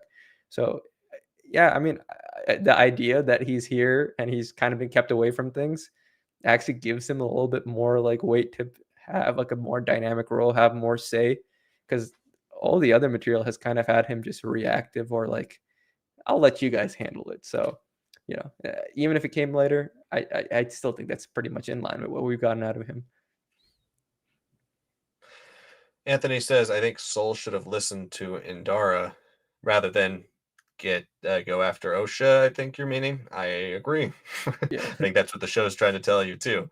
Uperativi says it's scary Vernestra whipped her Padawan before. Yeah, it seems like that, but I would assume it was in some type of fateful duel when he left. I don't think she just was whipping him with her light whip. If that's the case, then Vernestra really has turned a complete 180 and is definitely one of the villains of this show, which I don't think is still out of the cards, but I don't necessarily like that. Yeah, I mean, I like the idea that the mask was created so that Vernestra would never like sense him. right? Because Yeah. it's like he's not holding it; he's holding it in his hand. Vernestra steps down, and she immediately is like, "Oh, you're still alive, right?" And I'm like, "What?" Like, okay, like we've been thinking about it. Like, there is that relationship, some master apprentice relationship, or he might just be lying and manipulating Osha by not saying anything, just letting her fill in the details that she wants. But there is something more here. I I really do think you can do some really cool books, comics, whatever you can with Vernestra. But again, this is the problem with having these huge gaps for a lot of these characters. A character like Yoda can essentially stay the same, and it works in the story because you can say that order's stagnating around him while he's not adjusting to the world around him. But a lot of these characters and aliens, especially, they don't live as long as Yoda. Even if they live 100 years, they don't necessarily have the change and all that we expect out of them because they're like, okay, they're just background characters. The fact that she is a huge character now in the High Republic, the fact that her species is the same as Luminar and Dully and all that, we've seen these characters kind of have elongated lives. They're going to be more active players, but then show that to us, lead us into that. Like I would have preferred if we had a comic miniseries kind of like set 30, 40 years before this with Vernestra, just to show where she is, headspace, and all that. It's the same issue that we had with Luke for a lot of fans. It's like, oh, he's horrible in the Last Jedi. Oh, you don't like the choices. That's fine, but I think we'd all have enjoyed his that choice a lot stronger if we'd seen 30 years of narrative, or at least the big pieces leading into it. That's the problem when you jump around more than a decade for a lot of these stories. You're making these big changes to characters, and we don't know those changes yet. Once we do, we'll be like, okay, yeah, I can buy that. Or like, yeah, maybe I still don't love it, but I can see what you're saying. But 100 years after, right? And with a species that is pretty humanoid, it's gonna be tough. I really want to see what they're doing with her. It does feel like we've been speculating on this channel for a long time that she was just someone that the Lucasfilm story group was like, oh, you're looking for a character who can fit this role, that could live this long. Here's your candidate from the High Republic. You can take her, and she was kind of put into this position. But yeah, we don't know. We just have to wait and see. Anthony also says we need those books from 220 BBY to 150 BBY, and I think we'll get it for sure. Yeah. I think what we have right now with Phase 3, it's going to wrap up the Nile stuff and the Markion Row story. But when it's over, when it's all said and done, I do think actually we'd go back. Like I think Phase 4, it's going to go back in time. I think it's going to start to kind of bridge that gap between Phase 2 and Phase 1. That would be my guess. But then maybe a Phase 5, it's like a new creative team, right? I mean, these people have been working on this since like 2020, 2019. Maybe a new creative team starts to bridge the gap between the Acolyte and the end of High Republic Phase 3. I think we'll get it at some point. The High Republic's been too successful, unless the numbers drop dramatically or the reviews are bad for the end of Phase 3. I do think it is coming for sure. All right, what do we got next here? KD, he says, I don't understand at all why Soul was considered bad. KD, I'm with you.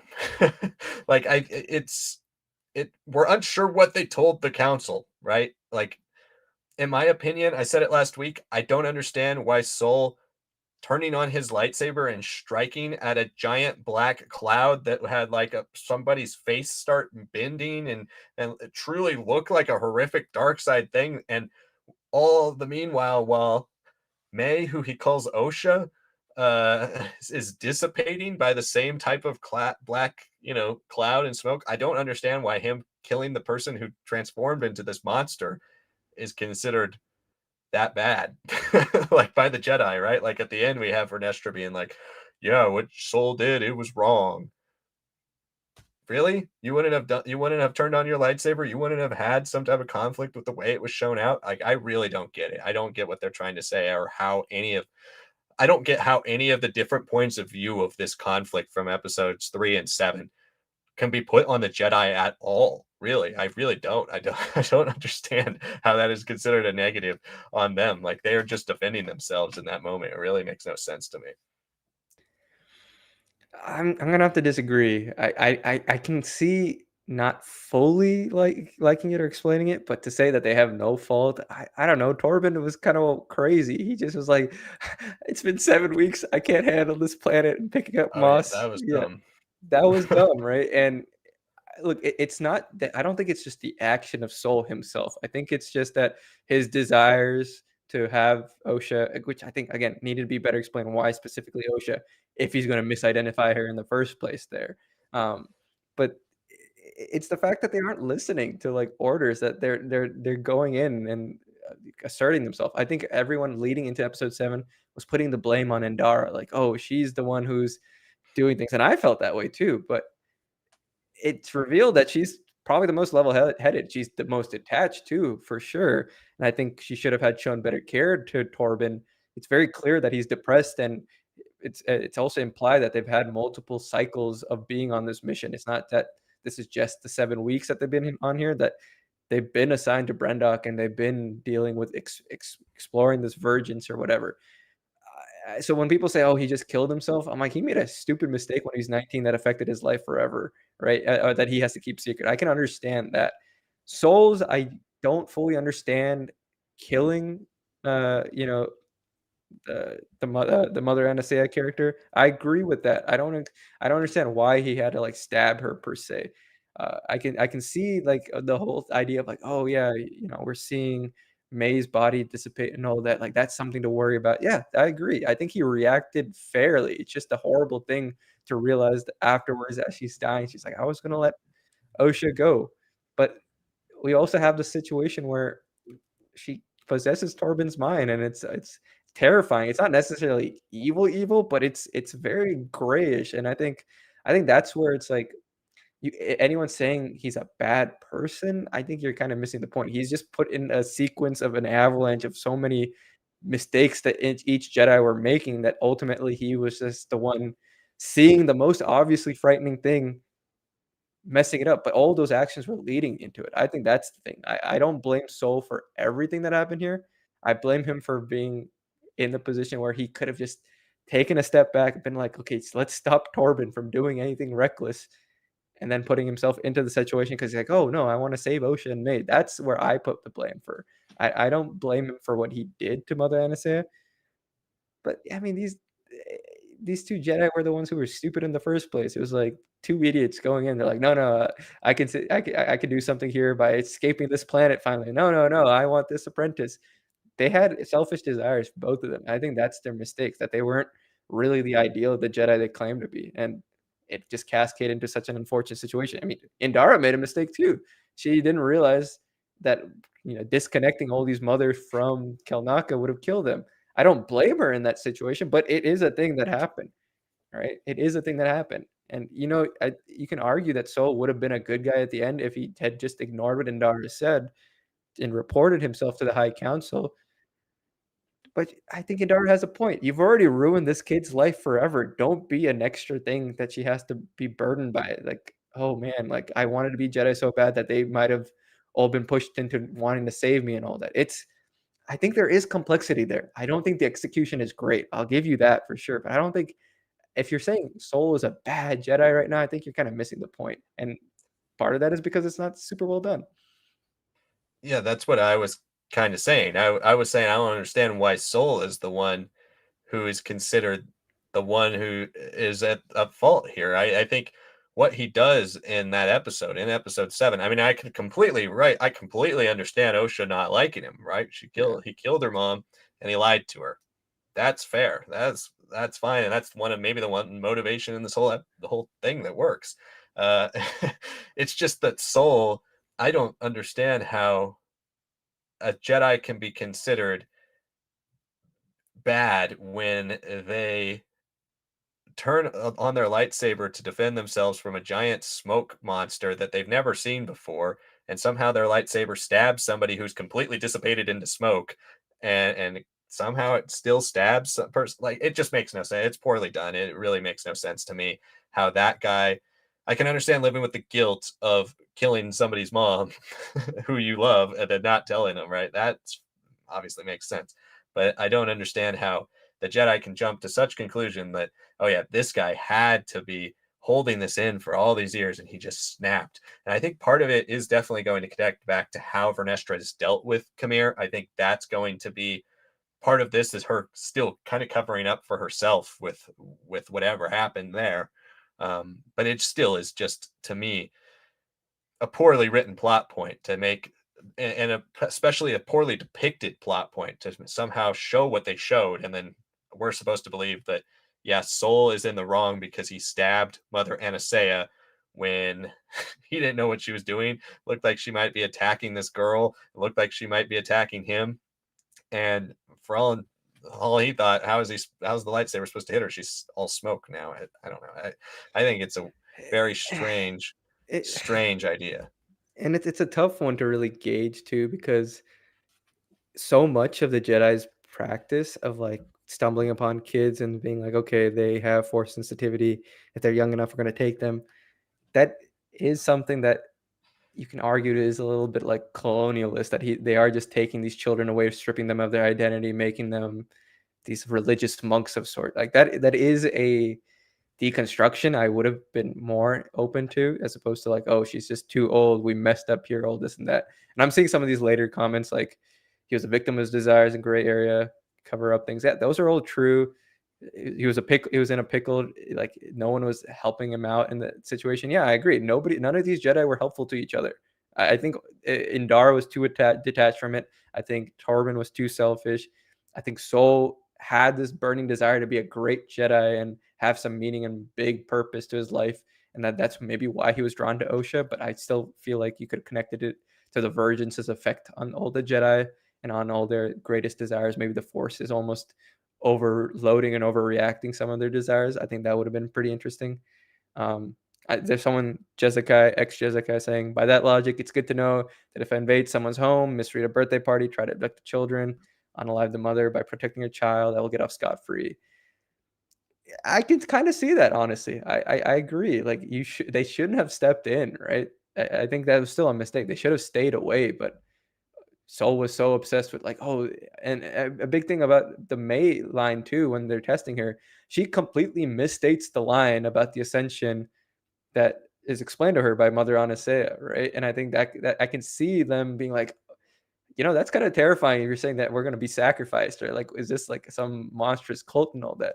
Um, I get those things, but that doesn't mean that's not like falling flat. It doesn't. It hurts that these are some of the longest episodes too, and we don't get to see a little bit more like concretely bad things. And I get the gray messaging of the area.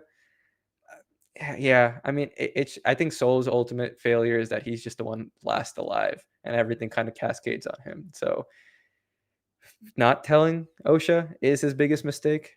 Why he wanted Osha specifically is also, and not revealing it to her. Why he should have been like, yeah, I saved you, Osha, not May, and May, I didn't save you, May. I saved Osha, and we should have seen Osha hear that. I think that's definitely true as well. But that's the thing. This is the Rashomon effect. I don't think it's been super handled well in this one compared to the Last Jedi, and yeah, I would prefer us to stay away from Rashomon again in Star Wars, because especially in a TV format, I don't think it's going to work as well as we want. Right. And just to clarify what I'm saying, I'm not talking about all the other things. I'm talking about the way he kills Mother Anastasia. To me, is not something that I think really should weigh this heavily on it, right? We see Jedi kill people all the time. Yeah, Do they get off scot-free? Yes, they do. It's just and that's part of the story. That's part of the problem, right? It's part of what their political stage is at this point. It's part of what the senator was saying in this episode. All I'm saying is, to be consistent with the lore of Star Wars, this whole thing with him killing her mom, the way it happens too, you have witnesses. Torben's a witness. You have witnesses saying, yeah, she turned into a giant black smoke cloud and was dissipating the other girl that we were sent here to protect. We used our judgment in the moment, and maybe it was wrong. Maybe we made a poor decision, but we used our judgment and attacked the smoke cloud because we never seen anything like this. I just think that would be something that doesn't necessarily have to turn him into a full-on bad guy. And I don't think that's what the show is necessarily doing. It's just purely that the fact that we're supposed to be like, in this episode, we're supposed to be like, man, that Soul, he's just the worst. Yeah, May, yeah, go for it, Osha, kill him. We're not, we're, I didn't feel that. I didn't feel that at all because I felt like he was thrown in a situation that went chaotic.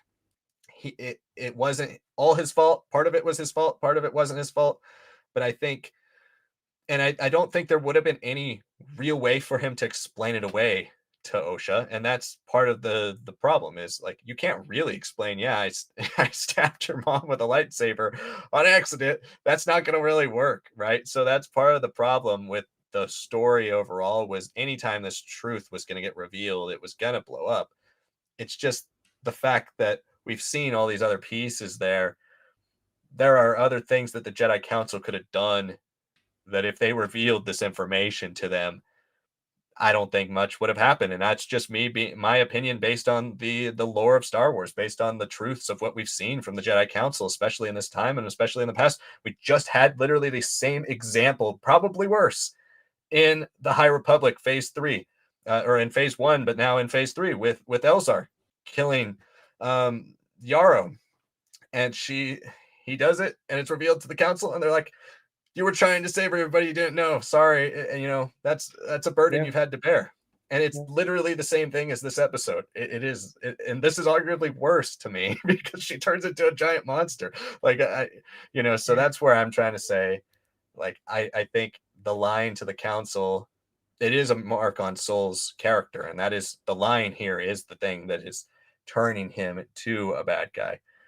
But it's not necessarily something that us as an audience, that's especially me as somebody who's read all these things, as somebody who analyzes this stuff, right? I didn't buy that. I don't buy that as a watcher of the show that the Jedi Council wouldn't have understood, but I do buy that these characters didn't want to face those realities, and that is okay to say. Absolutely. Yeah, and at the end of the day, Indar is like, we're not supposed to interact with these kids. The Jedi Council said we can't take them back. So Soul being a little overeager just kind of makes everything cascade. Him and Torben, I'll blame them for that for sure. Like, you got a direct order, you were told not to do anything, but how can we? Like, I get it. And I think that is why Raincourt's argument actually has some pretty strong weight, and I think will be better on a binge for me, especially because it's like, yeah, I mean, they also had a direct order from their Jedi Council not to interact with these kids. They had no idea that they were like super powerful and all that. But once they picked up all these details, instead of informing the Jedi Council, like, yo, this is like a bit more complicated of a situation, they just all went kind of crazy and they're like, no, no, no, like, we have to save her. We've heard about sacrifices. It's just not, there's no patience from these Jedi. I think that's the thing. Being stuck on this planet made them all detached from each other. All their flaws come out. I hope you can tie it into like the Virgins being maybe some more dark side influence, and that's what it preyed on a lot more of their weaknesses. And then obviously the more gray area of like a lot of Night Sister magic, witch magic is what made them not look so hot either. But yeah, it is a tough situation. I just don't think it worked great in the format of a television show that isn't designed like a television show either. If Right. this was a film and we got to see the full reality of it, I think it hits way better because then you also have a few more minutes to explain a lot of what they're doing or like their troubles, especially Torben, right? I know people are like, "Oh, I don't buy Torben killing himself." I don't know, man.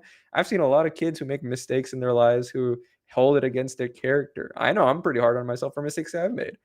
I think the idea that he can't have just like looked at May, the offer of like, you are now freed of this burden of this mistake you've made, and the fact that he's almost like stuck as he was as like a 17-year-old or something, that works for me. I think his death is probably the most convincing of the Jedi for me, honestly. So other than Souls, I get Souls, but yeah, I liked it.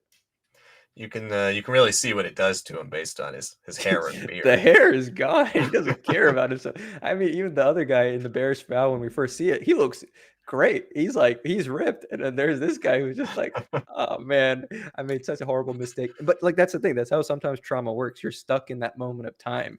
And I think that the show, if it actually emphasized that they're stuck in their characterizations of 16 years ago and they're still making those mistakes and it's affecting the present day life, then all this would hit harder. But we don't have the time for that in any of these episodes, which is frustrating. Right. Well, that's going to have to wrap up our show tonight, everybody. But thank you so much for watching and for following along for these last 7 weeks of the Acolyte. We really appreciate all the support, the love, and the new subscribers, new commenters, new conversation going on. And continue it. Join us every single week, every Tuesday, to discuss Star Wars. It will be either news based or open ended for you guys to just ask your questions to us. It can be about Star Wars, anything you want. We will answer it in our weekly live stream. So keep coming back. And as always, we will have a lot of great content on the channel moving forward, even post Acolyte. We're gonna have some more stuff about the wrap up to this era of Star Wars streaming. We've kind of discussed having possibly like kind of a review of the last 5 years of Disney Plus Star Wars on here, and I think it will pair well with that video kind of teased earlier that I filmed like 3-4 weeks ago. Once I get that up, we'll have those two things together. We also have two tier lists coming for you all. We're going to rank all of the Darksiders, including Chimera, in this show with the rest of the Darksiders. So we're going to rank all those. And we're also going to give you finally our updated rankings for Star Wars in a tier list format with every show and film in the Star Wars franchise. So keep an eye out for those coming soon as well. And then, join us every week for those streams. Check out our shorts, check out community polls. There's still so much content to be had here on Star Wars Lads, and definitely will be, doing stuff with the wrap up and the fallout from the Acolyte and covering anything that comes out from that. So thank you so much for watching this stream as always. And we will see you all next week for our next live stream and Ask Anything. See you guys later. Good night, and thanks for joining.